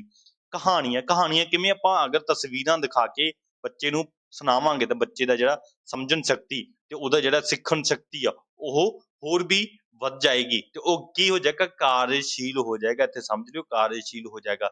ਜੋ ਬੱਚੇ ਨੂੰ, ਕਿਉਂਕਿ ਬੱਚਾ ਕੀ ਆ, ਮੂਰਤ ਚੀਜ਼ਾਂ ਨੂੰ ਸਮਝ ਸਕਦਾ। ਮੂਰਤ ਜਿਹੜਾ ਕਨਸੈਪਟ ਹੈ ਨਾ ਆਪਣਾ, ਮੂਰਤ ਤੋਂ ਆਪਾਂ ਸਿਧਾਂਤ ਦੀ ਗੱਲ ਕੀਤੀ, ਮੂਰਤ ਤੋਂ ਅਮੂਰਤ। ਪਹਿਲਾ ਬੱਚਾ ਜੋ ਦੇਖ ਰਿਹਾ ਉਹੀ ਦੱਸ ਸਕੇਗਾ। ਅਮੂਰਤ ਚੀਜ਼ਾਂ ਕਦੋਂ ਹੋ ਜਾਂਦੀਆਂ, ਇਹ ਕਿਹੜੀ ਕਲਾਸ ਦੇ ਵਿੱਚ ਆਉਂਦਾ, ਇਹ 6ਵੀਂ ਤੋਂ ਲੈ ਕੇ 8ਵੀਂ ਤੱਕ ਦੀਆਂ ਅਮੂਰਤ ਚੀਜ਼ਾਂ ਦੇ ਵਿੱਚ ਆ ਜਾਂਦਾ। ਆਪਾਂ ਹੁਣ ਗੱਲ ਕਰਦੇ ਹਾਂ ਮੂਰਤ ਦੀ। ਜਿਹੜਾ ਸਾਹਮਣੇ ਦੇਖ ਰਿਹਾ ਉਸ ਨੂੰ ਚੰਗੀ ਤਰ੍ਹਾਂ ਸਪਸ਼ਟ ਕਰ ਸਕੇ ਬੱਚਾ। ਸਪਸ਼ਟ ਕੀ ਹੈ, ਆਪਾਂ ਕਹਾਣੀ ਸੁਣਾ ਰਹੇ ਹਾਂ ਕਾਂ ਦੀ, ਤਾਂ ਉਹਨੂੰ ਪਹਿਲਾਂ ਫੋਟੋਆਂ ਦਿਖਾ ਰਹੇ ਹਾਂ ਤੇ ਉਹ ਬਿਆਨ ਕਰ ਦੇਗਾ ਬੱਚਾ। ਉਸ ਤੋਂ ਬਾਅਦ ਕੀ ਹੈ, ਪਹੇਲੀਆਂ। ਅਗਰ ਆਪਾਂ ਪੰਜਾਬ ਬੋਰਡ ਦੇ ਵਿੱਚ ਸੀ, ਹੁਣ ਨਹੀਂ ਪਤਾ ਪਹਿਲਾਂ ਦਾ ਹੈ, ਉਦੋਂ ਜਿਹੜੀਆਂ ਪਹੇਲੀਆਂ ਹੁੰਦੀਆਂ ਸੀਗੀਆਂ, ਇੱਕ ਸੂਈ ਧਾਗੇ ਦੀ ਹੁੰਦੀ ਸੀ ਪਹੇਲੀ, ਇੱਕ ਤਰ੍ਹਾਂ ਸਾਈਕਲ ਦੀ ਸੀਗੀ, ਚਿੱਟੀ ਕੇਲਾ ਬੜਾ ਸਵਾਦੀ, ਇਸ ਤਰ੍ਹਾਂ ਦੀਆਂ ਜੋ ਕਵਿਤਾਵਾਂ ਸੀ ਉਹ ਪਹੇਲੀ ਟਾਈਪ ਸੀ। ਬੱਚਿਆਂ ਦਾ ਜਿਹੜਾ ਇੰਟਰਸਟ ਬਣ ਸਕੇ, ਬੱਚਾ ਸੋਚ ਸਕੇ ਆਪਣੀ ਮਾਨਸਿਕ ਦੇ ਤੌਰ ਤੇ। ਇਸੇ ਕਰਕੇ ਉਹਨੂੰ ਜਿਹੜਾ ਪਾਠ్యਕ੍ਰਮ ਦੇ ਵਿੱਚ ਜੋੜਿਆ ਸੀਗਾ। ਬਹੁਤ ਜ਼ਰੂਰੀ ਹੈ, ਕਹਾਣੀਆਂ ਜੋੜਨੀਆਂ ਚਾਹੀਦੀਆਂ ਚਿੱਤਰਾਂ ਦੇ ਨਾਲ। ਪ੍ਰਯੋਗ ਜਿਹੜਾ ਆਪਾਂ ਕਿਤਾਬਾਂ ਦੇ ਵਿੱਚ ਦੇਖਦੇ ਹਾਂ, ਚਿੱਤਰ ਬਣੇ ਨੇ। ਉਸ ਤੋਂ ਬਾਅਦ ਕੀ ਹੈ, ਸੁਰ, ਜਿਹੜੇ ਉੱਚੇ ਸੁਰ ਨਾਲ ਪੜ੍ਹਨਾ ਚਾਹੀਦਾ ਬੱਚੇ ਨੂੰ। ਜਦੋਂ ਆਪਾਂ ਦੇਖਦੇ ਹਾਂ ਨਾ ਪਹਿਲੀ ਦੂਜੀ ਕਲਾਸ ਨੂੰ, ਪਹਾੜੇ ਜਾਂ ਗਿਣਤੀ 1 2 3 ਇਸ ਤਰ੍ਹਾਂ ਬੋਲਦੇ ਨੇ, ਸਾਰੇ ਇਕੱਠੇ ਹੋ ਕੇ ਬੋਲਦੇ ਨੇ, ਕਿਉਂਕਿ ਉਹ ਉੱਚੀ ਉਚਾਰਨ ਕਰਨਗੇ ਨਾ, ਉਹਨਾਂ ਦੇ ਦਿਮਾਗ ਉੱਤੇ ਬਹਿ ਜਾਏਗੀ, ਉਹਨਾਂ ਦੀ ਸੰਗ ਖੁੱਲ ਜਾਏਗੀ। ਫਿਰ ਆਉਣ ਵਾਲੇ ਸਮੇਂ ਦੇ ਵਿੱਚ ਉਹਨੂੰ ਕੋਈ ਦਿੱਕਤ ਨਹੀਂ ਆਉਣੀ। ਇਸ ਕਰਕੇ ਬੱਚੇ ਨੂੰ ਉੱਚੀ ਸੁਰ ਦੇ ਵਿੱਚ ਪੜ੍ਹਨ ਦੇ ਲਈ ਅਧਿਆਪਕ ਬੋਲਦਾ ਹੈ, ਤਾਂ ਜੋ ਯਾਦ ਹੋ ਸਕੇ, ਉਹਦਾ ਧਿਆਨ ਪੈ ਸਕੇ, ਉਹਦਾ ਗਲਾ ਖੁੱਲ ਸਕੇ, ਜੋ ਅੱਗੇ ਆਉਣ ਵਾਲੇ ਸਮੇਂ ਦੇ ਵਿੱਚ ਬੋਲ ਸਕੇ। ਦੂਸਰਾ ਅਗਲਾ ਹੈ ਮੋਸਟ ਇੰਪੋਰਟੈਂਟ ਹੈ, ਇੰਪੋਰਟੈਂਟ, ਵੈਰੀ ਵੈਰੀ ਜ਼ਰੂਰੀ। ਹਾਂਜੀ, ਵੈਰੀ ਵੈਰੀ ਜ਼ਰੂਰੀ ਹੈ, ਵੈਰੀ ਵੈਰੀ ਇੰਪੋਰਟੈਂਟ। ਤੁਸੀਂ ਦੇਖ ਲਿਓ ਇਹ ਕੀ ਹੈ, MCQ ਪੁੱਛਿਆ ਜਾਂਦਾ। ਬੋਲਚਾਲ ਦੀ ਭਾਸ਼ਾ ਦੇ ਵਿੱਚ ਆਪਾਂ ਕਿਸੇ ਤੋਂ ਕੁਝ ਪੁੱਛਣਾ ਹੈ, ਆਪਾਂ ਕੀ ਕਰਨਾ, ਟੈਸਟ ਲੈਣਾ, ਜਾਂ ਆਪਾਂ ਕਹਿ ਸਕਦੇ ਹਾਂ ਟੈਸਟ ਹੈ। ਟੈਸਟ ਲੈਣਾ ਤਾਂ ਕਿਸ ਦੇ ਨਾਲ ਲੈ ਸਕਦੇ, ਪ੍ਰਸ਼ਨ ਉੱਤਰ ਵਿਧੀ ਦੇ ਨਾਲ। ਪ੍ਰਸ਼ਨ ਉੱਤਰ ਵਿਧੀ ਕਿਹਦੇ ਨਾਲ, ਲਿਖਤ ਰੂਪ ਦੇ ਵਿੱਚ ਵੀ ਆਉਂਦੀ ਆ, ਲਿਖਤ ਦੇ ਵਿੱਚ ਤੇ ਮੌਖਿਕ ਦੇ ਵਿੱਚ ਵੀ ਆਉਂਦੀ ਆ। ਤਾਂ ਇਹ ਪੁੱਛਿਆ ਜਾਂਦਾ ਆ, ਤੇ ਇਹ ਦੋਨੇ ਆਨਸਰ ਦੋਨੇ ਆਪਸ਼ਨ ਹੋਏ ਤੁਸੀਂ ਕਹੋਗੇ ਪ੍ਰਸ਼ਨ ਉੱਤਰ ਵਿਧੀ ਦੋਨਾਂ ਦੇ ਵਿੱਚ ਆਉਂਦੀ ਆ। ਹੁਣ ਦੇਖ ਲਿਓ, ਆਪਾਂ ਮੌਖਿਕ ਦੇ ਵਿੱਚ ਵੀ ਆ ਤੇ ਲੇਖਿਕ ਦੇ ਵਿੱਚ ਵੀ ਆ। ਲਿਖ ਵੀ ਸਕਦੇ ਆ ਪ੍ਰਸ਼ਨ ਉੱਤਰਾਂ ਨੂੰ, ਤੇ ਬੋਲ ਕੇ ਵੀ ਆਪਾਂ ਦੱਸ ਸਕਦੇ, ਜਿਹੜੇ ਕਿ ਆਪਾਂ ਰਿਸ਼ੀ ਮੁਨੀਆਂ ਦੀ ਗੱਲ ਕੀਤੀ ਸੀਗੀ। ਅੱਗੇ ਹੈ ਬਾਲ ਸਭਾ, ਜਿਹੜੀ ਕਿ ਆਪਾਂ ਦੇਖਦੇ ਹਾਂ ਸਕੂਲਾਂ ਦੇ ਵਿੱਚ ਅਕਸਰ ਸਕੂਲਾਂ ਦੇ ਵਿੱਚ ਬਾਲ ਸਭਾ ਹੁੰਦੀ ਆ, ਉਹਦੇ ਵਿੱਚ ਮੌਕਾ ਦਿੱਤਾ ਜਾਵੇ ਬੱਚਿਆਂ ਨੂੰ, ਜਾਂ ਤਾਂ ਜੋ ਉਹਦੀ ਸੰਗ ਖੁੱਲ ਸਕੇ। ਬਾਲ ਸਭਾ ਦੇ ਵਿੱਚ ਜੋ ਵਿਚਾਰ ਬੋਲਦੇ ਨੇ, ਜਿਹੜੀਆਂ ਖਬਰਾਂ ਬੋਲਦੇ ਨੇ, ਕਵਿਤਾਵਾਂ ਬੋਲਦੇ ਨੇ, ਇਸ ਤਰ੍ਹਾਂ ਦੀਆਂ ਜਿਹੜੇ ਮੌਕਾ ਦਿੱਤੇ ਜਾਣ। ਇਸ ਨਾਲ ਪ੍ਰਾਇਮਰੀ ਪੱਧਰ ਤੇ ਬੱਚਿਆਂ ਦੀ ਜਿਹੜੀ ਕਿ ਪੱਧਰ ਦੇ ਅਨੁਸਾਰ ਹੋਣੀ ਚਾਹੀਦੀ ਹੈ। ਹੁਣ ਗੱਲ ਕਰ ਚੁੱਕੇ ਹਾਂ ਸਮੂਹਿਕ ਉਚਾਰਨ। ਬੱਚੇ ਕੀ ਆ, ਸਮੂਹਿਕ ਉਚਾਰਨ ਕੀਤਾ ਜਾਵੇ, ਜਿਵੇਂ ਕਿ ਮੈਂ ਹੁਣ ਉੱਚੀ ਉਚਾਰਨ ਦੀ ਗੱਲ ਕੀਤੀ ਸੀ, ਉੱਚੀ ਸੁਰ ਦੇ ਵਿੱਚ ਪੜ੍ਹਨ ਦੀ ਗੱਲ ਕਰ ਰਿਹਾ ਸੀ। ਉਸੇ ਤਰ੍ਹਾਂ ਵੀ ਸਾਰੀ ਜਮਾਤ ਇੱਕੋ ਸਮੇਂ ਦੇ ਵਿੱਚ ਉੱਚੀ ਉਚਾਰਨ ਕਰ ਰਹੀ ਹੈ, ਮਤਲਬ ਸਮੂਹਿਕ ਉਚਾਰਨ ਕਰ ਰਹੀ ਹੈ, ਜਿੱਥੇ ਕਿ ਬੱਚਾ ਇੱਕ ਦੋ ਏਦਾਂ ਦੇ ਹੁੰਦੇ ਜੇ ਨਹੀਂ ਬੋਲਦੇ ਕਿਸੇ ਨਾਲ ਰਲ ਕੇ, ਮਤਲਬ ਕਿ ਯਾਰ ਤੂੰ ਬੋਲ ਰਿਹਾ ਤਾਂ ਮੈਂ ਵੀ ਬੋਲ ਲਵਾਂਗਾ। ਮੇਰਾ ਦੋਸਤ ਹੈ ਰਾਮ ਤੇ ਇੱਕ ਸ਼ਾਮ ਹੈ, ਸ਼ਾਮ ਕਹੇਗਾ ਮੈਂ ਬੋਲਦਾ ਤੂੰ ਵੀ ਉੱਚੀ ਉੱਚੀ ਬੋਲ, ਫਿਰ ਇੱਕ ਦੂਜੇ ਨਾਲ ਜਿੱਦਣ ਦੀ ਕੋਸ਼ਿਸ਼ ਕਰਨਗੇ ਵੀ ਮੈਂ ਉੱਚੀ ਬੋਲਾਂਗਾ, ਉਹ ਕਹੇਗਾ ਮੈਂ ਉੱਚੀ ਬੋਲਾਂਗਾ। ਇਹਦੇ ਨਾਲ ਯਾਦ ਹੋ ਜਾਏਗਾ ਬੱਚੇ ਦਾ ਜਿਹੜਾ ਕਿ ਵਿਸ਼ਵਾਸ ਬਣ ਜਾਏਗਾ, ਇੱਕ ਇੱਕ ਕਲਾਸ ਦੇ ਉੱਪਰ, ਇੱਕ ਕਹਿ ਸਕਦੇ ਹੋ ਇੱਕ ਅਧਿਆਪਕ ਦੇ ਉੱਤੇ ਵਿਸ਼ਵਾਸ ਬਣ ਜਾਏਗਾ, ਤੇ ਉਸ ਦੋਸਤ ਦੇ ਉੱਤੇ ਵਿਸ਼ਵਾਸ ਬਣ ਜਾਏਗਾ। ਉੱਚੀ ਉਚਾਰਨ ਕਰੇਗਾ ਤੇ ਬਹੁਤ ਜਲਦੀ ਸਿੱਖ ਲਏਗਾ। ਉਸਕਾ ਨਾਟਕੀਕਰਨ, ਬੱਚੇ ਨੂੰ ਜਿਹੜਾ ਬੋਲ ਕੇ ਜਿਹੜੇ ਨਾਟਕ ਹੁੰਦੇ ਆ ਉਹਨਾਂ ਨੂੰ ਨਾਟਕੀਕਰਨ ਮਤਲਬ ਕਿ ਉਹਦਾ ਕਰਨਾ ਚਾਹੀਦਾ। ਬੱਚੇ ਨੂੰ ਐਕਟਿੰਗ ਕਰਕੇ ਦਿਖਾਉਣਾ ਚਾਹੀਦਾ, ਬੋਲ ਕੇ ਵੀ ਇਸ ਤਰ੍ਹਾਂ ਆਏ ਆ, ਵੀ ਇਸ ਤਰ੍ਹਾਂ ਮਤਲਬ ਕਿ ਮੈਂ ਅੱਜ ਤੁਹਾਨੂੰ ਤਸਵੀਰ ਦੇ ਨਾਲ ਜਾਂ ਫਿਰ ਲਾਈਵ ਕਰਦਾ ਤੁਹਾਡੇ ਸਾਹਮਣੇ, ਫੋਟੋ ਦਿਖਾ ਕੇ ਕਰਦਾ, ਫਿਰ ਮੈਂ ਤੁਹਾਨੂੰ ਐਕਸ਼ਨ ਵੀ ਕਰਕੇ ਦਿਖਾਉਂਦਾ, ਜਿਵੇਂ ਕਿ ਜ਼ਰੂਰੀ ਹੁੰਦੇ ਨੇ ਬੀਐਡ ਕੀਤੀ ਜਾਂ NTT ਵੀ ਐਕਸ਼ਨ ਜ਼ਰੂਰੀ ਨੇ। ਉਹ ਕੀ ਨਾਟਕੀਕਰਨ ਹੋਣਾ, ਵੀ ਨਾਟਕ ਆਪਾਂ ਕੋਈ ਚੀਜ਼ ਸਮਝਾ ਰਹੇ, ਕਹਾਣੀ ਸਮਝਾ ਰਹੇ, ਉਹਦੇ ਨਾਲ ਆਪਾਂ ਕੀ ਕਰੀਏ, ਆਪਾਂ ਹਾਂ ਭਾਵ ਤਾਂ ਦੇ ਹੀ ਰਹੇ ਹਾਂ ਆਪਣੇ ਜਿਹੜੇ ਕਿ ਮੁੱਖ ਦੇ ਨਾਲ ਨਾਲ ਆਪਾਂ ਹੱਥ ਪੈਰ ਵੀ ਚਲਾਈਏ, ਤਾਂ ਜੋ ਬੱਚੇ ਨੂੰ ਸਮਝ ਲੱਗ ਜਾਏ ਜਲਦੀ ਜਲਦੀ। ਉਸ ਤੋਂ ਬਾਅਦ ਇਹ ਮਿਡਲ ਜਾਂ ਸੈਕੰਡਰੀ ਦੀ ਗੱਲ ਕਰਦੇ ਆ, ਇਹ ਜ਼ਰੂਰੀ ਹੈ ਜਿਹੜੇ ਕਿ ਪੇਪਰ ਦੇ ਰਹੇ ਨੇ ਪੇਪਰ 2, ਉਹਨਾਂ ਦੇ ਲਈ ਹੈ। ਪੇਪਰ 2 ਦੇ ਲਈ ਦੇਖੋ ਹੁਣ ਕੀ ਲਿਖ ਰਿਹਾ ਇਹਦੇ ਵਿੱਚ, ਵਾਦ ਵਿਵਾਦ। ਦੇਖੋ ਬੱਚਿਆਂ ਦੀ ਜਿਹੜੀ ਮਾਨਸਿਕ ਤੌਰ ਤੇ ਉਹਨਾਂ ਦਾ ਪੱਧਰ ਉੱਚਾ ਹੋ ਜਾਂਦਾ। ਇੱਥੇ ਕੀ ਆ, ਬੱਚੇ ਕੀ, ਹਾਂਜੀ ਪੇਪਰ 2 ਦੀ ਜਿਹੜੇ 6 ਤੋਂ ਲੈ ਕੇ 8 ਤੱਕ ਦੇ ਰਹਿੰਦੀ ਆ ਕਿ ਵਾਦ ਵਿਵਾਦ, ਜਿਹੜੀ ਵੀ ਕੋਈ ਗੱਲ ਤੇ ਹੈ ਵਾਦ ਵਿਵਾਦ ਹਮੇਸ਼ਾ ਜੋ ਖਬਰਾਂ ਦੇ ਵਿੱਚ ਚੱਲਦਾ ਰਹਿੰਦਾ, ਤੇ ਆਪਾਂ ਸਕੂਲਾਂ ਦੇ ਵਿੱਚ ਦੇਖਦੇ ਆ ਵਾਦ ਵਿਵਾਦ ਬਣਿਆ ਰਹਿੰਦਾ। ਪ੍ਰਦੂਸ਼ਣ ਨੂੰ ਲੈ ਕੇ, ਕੋਈ ਟੈਕਨੋਲੋਜੀ ਨੂੰ ਲੈ ਕੇ, ਉਹਨਾਂ ਉੱਤੇ ਵਾਦ ਵਿਵਾਦ ਲਈ ਇੱਕ ਗਰੁੱਪ ਬਣਾਇਆ ਜਾਂਦਾ, ਵਾਦ ਦੇ ਲਈ, ਇੱਕ ਪੱਖ ਦੇ ਲਈ ਵਿਪਕਸ਼ ਦੇ ਲਈ, ਇੱਕ ਉਹਦਾ ਸਮਰਥਨ ਕਰ ਸਕਦਾ, ਇੱਕ ਉਹਦੀ ਜਿਹੜੇ ਕਿ ਆਲੋਚਨਾ ਕਰੇਗਾ। ਇਹ ਆਪਾਂ ਦੇਖਦੇ ਹਾਂ ਵਾਦ ਵਿਵਾਦ ਚੱਲਦਾ ਰਹਿੰਦਾ। ਜਿਹੜੇ ਕਿ ਬੱਚਾ ਖਬਰਾਂ ਪੜ੍ਹਦਾ ਆ, ਤੇ ਖਬਰਾਂ ਜਿਹੜੀਆਂ ਰਹਿੰਦੀਆਂ ਨੇ ਉਹ ਆਪਣੇ ਸਮਾਜ ਦੇ ਵਿੱਚ ਜੋ ਚੱਲਦਾ ਹੁੰਦਾ ਉਹ ਬੱਚਿਆਂ ਨੂੰ ਦੱਸਿਆ ਜਾਂਦਾ ਉਹਦੀ ਮਾਨਸਿਕਤਾ ਦੇ ਅਨੁਸਾਰ। ਹਾਂਜੀ ਭਾਸ਼ਣ ਪ੍ਰਤੀਯੋਗਤਾ, ਭਾਸ਼ਣ ਦੇ ਵਿੱਚ ਕੀ ਹੈ ਕਿ ਬੱਚਾ ਸ਼ੁੱਧ ਬੋਲ ਸਕੇ, ਉਚਾਰਨ ਕਰ ਸਕੇ, ਉਹ ਪ੍ਰਤੀਯੋਗਤਾ ਦੇ ਵਿੱਚ ਜਾ ਸਕੇ, ਉਹਦੀ ਬੋਲਣ ਸ਼ਕਤੀ ਜਿਹੜੀ ਕਿ ਵੱਧ ਸਕੇ। ਇਸੇ ਕਰਕੇ ਉਹ ਮਿਡਲ ਸੈਕੰਡਰੀ ਜਾਂ ਕਹਿ ਸਕਦੇ ਹੋ ਉਸ ਪੱਧਰ ਤੇ ਬੱਚਿਆਂ ਤੋਂ ਇਹ ਗਤੀਵਿਧੀਆਂ ਕਰਵਾਈਆਂ ਜਾਂਦੀਆਂ ਨੇ। ਉਸ ਤੋਂ ਬਾਅਦ ਕੀ ਹੈ, ਭਾਸ਼ਣ ਕਰ ਰਿਹਾ ਹੈ, ਉਸ ਤੋਂ ਬਾਅਦ ਹੈ ਆਲੋਚਨਾਤਮਕ ਮੁਕਾਬਲਿਆਂ ਦੇ ਵਿੱਚ ਬੱਚਾ ਭਾਗ ਲੈਂਦਾ ਹੈ। ਹੁਣ ਤੁਸੀਂ ਕਹੋਗੇ ਆਲੋਚਨਾਤਮਕ ਕੀ ਹੁੰਦਾ, ਜਦੋਂ ਕਿਸੇ ਚੀਜ਼ ਦੀ ਬੁਰਾਈ ਕੀਤੀ ਜਾਵੇ, ਆਲੋਚਨਾ ਕੀਤੀ ਜਾਵੇ, ਬੁਰਾਈ ਕੀਤੀ ਜਾਵੇ, ਉਹ ਮੁਕਾਬਲੇ ਹੁੰਦੇ ਨੇ, ਉਹ ਵੀ ਦੇਖਦੇ ਆ ਸਕੂਲਾਂ ਦੇ ਵਿੱਚ ਅਕਸਰ ਹੁੰਦੇ ਨੇ, ਉਹਦੇ ਵਿੱਚ ਭਾਗ ਲੈ ਸਕੇ ਤੇ ਉਹ ਬੋਲਣ ਕੌਸ਼ਲ ਦਾ ਜਿਹੜਾ ਪਾਠਕ੍ਰਮ ਦੇ ਵਿੱਚ ਆਉਂਦਾ ਹੈ, ਜੇ ਆਪਾਂ ਕਿਤਾਬਾਂ ਦੇ ਵਿੱਚ ਵੀ ਪੜ੍ਹਦੇ ਹਾਂ। ਔਖੇ ਵਿਸ਼ੇ ਤੇ ਕਹਾਣੀ, ਜੇਕਰ ਬੱਚੇ ਨੂੰ ਆਪਾਂ ਔਖੇ ਵਿਸ਼ੇ ਤੇ ਕਹਾਣੀ ਦੇਵਾਂਗੇ ਤੇ ਬੱਚਾ ਕੀ ਹੋਏਗਾ, ਸ਼ਬਦ ਲੈ ਕੇ ਆਏਗਾ, ਜੋੜੇਗਾ, ਬੋਲਣ ਦੀ ਕੋਸ਼ਿਸ਼ ਕਰੇਗਾ, ਜੋ ਗਲਤ ਹੋਣਗੀਆਂ ਉਹਨੂੰ ਸਹੀ ਕਰਨ ਦੀ ਕੋਸ਼ਿਸ਼ ਕਰੇਗਾ। ਔਖੇ ਵਿਸ਼ੇ ਤੇ ਕਹਾਣੀ ਹੋਣੀ ਚਾਹੀਦੀ ਹੈ। ਹਾਂਜੀ ਨਾਟਕ ਵਿੱਚ ਭਾਗ, ਬੱਚਾ ਬੋਲਣ ਕੌਸ਼ਲ ਦੇ ਵਿੱਚ ਵਧੀਆ ਹੋਏਗਾ ਤਾਂ ਹੀ ਤਾਂ ਨਾਟਕਾਂ ਦੇ ਵਿੱਚ ਭਾਗ ਲੈ ਸਕਦਾ, ਜੇਕਰ ਨਹੀਂ ਹੈ ਤਾਂ ਉਹਨੂੰ ਨਾਟਕ ਦੇ ਵਿੱਚ ਭਾਗ ਲੈਣ ਦੇ ਲਈ ਕਹਾਂਗੇ, ਉਤਸ਼ਾਹ ਹੋਏਗਾ, ਆਉਣ ਵਾਲੇ ਸਮੇਂ ਦੇ ਵਿੱਚ ਉਹ ਐਕਟਰ ਵੀ ਬਣ ਸਕਦਾ ਹੈ, ਤੇ ਅਗਰ ਗਾ ਰਿਹਾ ਤਾਂ ਕਲਾਕਾਰ ਵੀ ਬਣ ਸਕਦਾ ਹੈ, ਜਿਹੜੇ ਕਿ ਅਕਸਰ ਦੇਖਦੇ ਆ। ਉਸੇ ਤਰ੍ਹਾਂ ਹੀ ਕਿ ਨਾਟਕ ਦੇ ਵਿੱਚ ਵੀ ਭਾਗ ਲਵੇ ਬੱਚਾ, ਤਾਂ ਜੋ ਉਹਦਾ ਉਚਾਰਨ ਸਹੀ ਹੋ ਸਕੇ, ਬਹੁਤ ਸਾਰੀਆਂ ਚੀਜ਼ਾਂ ਨਵੀਆਂ ਸਿੱਖੇਗਾ, ਕਿ ਅਨੁਭਵ ਸਿੱਖੇਗਾ, ਅਨੁਭਵ ਤੋਂ ਬਹੁਤ ਸਾਰੀਆਂ ਚੀਜ਼ਾਂ ਸਿੱਖਣ ਨੂੰ ਮਿਲਦੀਆਂ ਬੱਚੇ ਤੋਂ। ਉਸ ਤੋਂ ਬਾਅਦ ਹੈ ਸਮੂਹਿਕ ਚਰਚਾ, ਸਮੂਹਿਕ ਚਰਚਾ ਕੀਤੀ ਜਾਵੇ ਤਾਂ ਜੋ ਬੱਚੇ ਬਿਠਾ ਕੇ ਉਹਨਾਂ ਨੂੰ ਗਰੁੱਪ ਬਣਾ ਕੇ, ਆਪਾਂ ਕਹਿ ਸਕਦੇ ਗਰੁੱਪ, ਹਾਂਜੀ ਅੰਗਰੇਜ਼ੀ ਦੀ ਗੱਲ ਕਰਦੇ, ਗਰੁੱਪ ਬਣਾ ਕੇ ਬੱਚਿਆਂ ਨੂੰ ਕੋਈ ਵਿਸ਼ਾ ਦਿੱਤਾ ਜਾਵੇ, ਫਿਰ ਵਿਸ਼ੇ ਤੇ ਉਹਨਾਂ ਨੂੰ ਕੀ ਕਿਹਾ ਜਾਵੇ, ਤੁਸੀਂ ਇਸ ਤੇ ਚਰਚਾ ਕਰੋ, ਫਿਰ ਉਹਦੇ ਜਿਹੜੇ ਕਿ ਮੇਨ ਮੁੱਖ ਬਿੰਦੂ ਰਹਿੰਦੇ ਨੇ, ਤਾਂ ਮੁੱਖ ਬਿੰਦੂਆਂ ਦੇ ਉੱਪਰ ਚਰਚਾ ਕਰੋ। ਇਹ ਕੀ ਹੈ, ਇਹੀ ਗੱਲ ਹੈ ਨਾ, ਇਹ ਆਪਾਂ ਅਕਸਰ ਦੇਖਦੇ ਹਾਂ, ਇੱਕ ਆਪਣਾ ਕੋਈ ਵਿਸ਼ਾ ਦੇਤਾ ਉਸ ਤੇ ਗੱਲਬਾਤ ਕਰ ਲਈ ਹੈ, ਮੰਨ ਲਓ ਪ੍ਰਦੂਸ਼ਣ ਦੇਤਾ, ਪ੍ਰਦੂਸ਼ਣ ਦੇ ਵਿੱਚ ਵੱਖ-ਵੱਖ ਪ੍ਰਦੂਸ਼ਣ ਰਹਿੰਦੇ ਨੇ, ਤਾਂ ਉਹਨੂੰ ਜਿਹੜੇ ਕਿ ਹਵਾ ਪ੍ਰਦੂਸ਼ਣ, ਮਿੱਟੀ ਪ੍ਰਦੂਸ਼ਣ, ਇਸ ਤਰ੍ਹਾਂ ਦੇ ਜਿਹੜੇ ਰਹਿੰਦੇ ਨੇ ਉਹਨਾਂ ਉੱਤੇ ਚਰਚਾ ਕਰੇ, ਉਹਨਾਂ ਨੂੰ ਕਿਵੇਂ ਸੰਭਾਲ ਸਕਦੇ ਆ, ਰੋਕ ਕਿਵੇਂ ਸਕਦੇ ਆ। ਇਹ ਸਾਰੀਆਂ ਸਮੂਹਿਕ ਚਰਚਾਵਾਂ ਦੇ ਵਿੱਚ ਆਉਂਦਾ ਹੈ, ਤੇ ਇਹ ਆਪਾਂ ਨੂੰ ਜਿਹੜੇ ਕਿ ਮਿਡਲ ਪੱਧਰ ਦੇ ਉੱਤੇ ਕਰਾਏ ਜਾਂਦੇ ਨੇ। ਇਹ ਚੀਜ਼ਾਂ ਯਾਦ ਰੱਖੋ, ਬਹੁਤ ਜ਼ਰੂਰੀ ਨੇ ਉਚਾਰਨ ਦੇ ਵਿੱਚ। ਹਾਂਜੀ ਅਗਲਾ ਜਿਹੜਾ ਟੌਪਿਕ ਆਪਣਾ ਉਹ ਹੈ ਜਾਂ ਵਿਸ਼ਾ ਹੈ, ਅਸ਼ੁੱਧ ਉਚਾਰਨ ਦੇ ਕੀ ਕਾਰਨ ਨੇ ਤੇ ਉਹਦੇ ਉਪਾਅ ਜਾਂ ਤਰੀਕੇ ਕੀ ਹਨ, ਉਹ ਕਰਾਂਗੇ, ਬਹੁਤ ਵਧੀਆ ਤਰੀਕੇ ਦੇ ਨਾਲ ਕਰਨ ਦੀ ਕੋਸ਼ਿਸ਼ ਕਰਾਂਗੇ। ਮੈਨੂੰ ਉਮੀਦ ਆ ਇਹ ਕਲਾਸ ਵੀ ਤੁਹਾਨੂੰ ਬਹੁਤ ਵਧੀਆ ਲੱਗੀ ਹੋਏਗੀ। ਮੈਂ ਤਾਂ ਆਪਣੇ ਵੱਲੋਂ ਬਹੁਤ ਵਧੀਆ ਜਿਹੜਾ ਪੇਸ਼ ਕਰਨ ਦੀ ਕੋਸ਼ਿਸ਼ ਕੀਤੀ ਆ।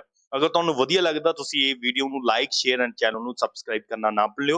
WhatsApp ਗਰੁੱਪ ਤੁਸੀਂ ਜੁਆਇਨ ਕਰ ਸਕਦੇ ਹੋ, ਨੀਚੇ ਜਿਹੜਾ ਕਿ ਤੁਹਾਨੂੰ ਗਰੁੱਪ ਦਾ WhatsApp ਗਰੁੱਪ ਦਾ ਨੰਬਰ ਸ਼ੋ ਹੋ ਰਿਹਾ, ਤੁਸੀਂ ਕਰ ਸਕਦੇ ਹੋ। Instagram account, Telegram and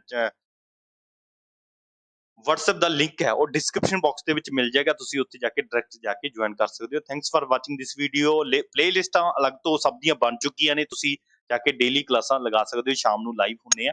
thanks for watching this video again.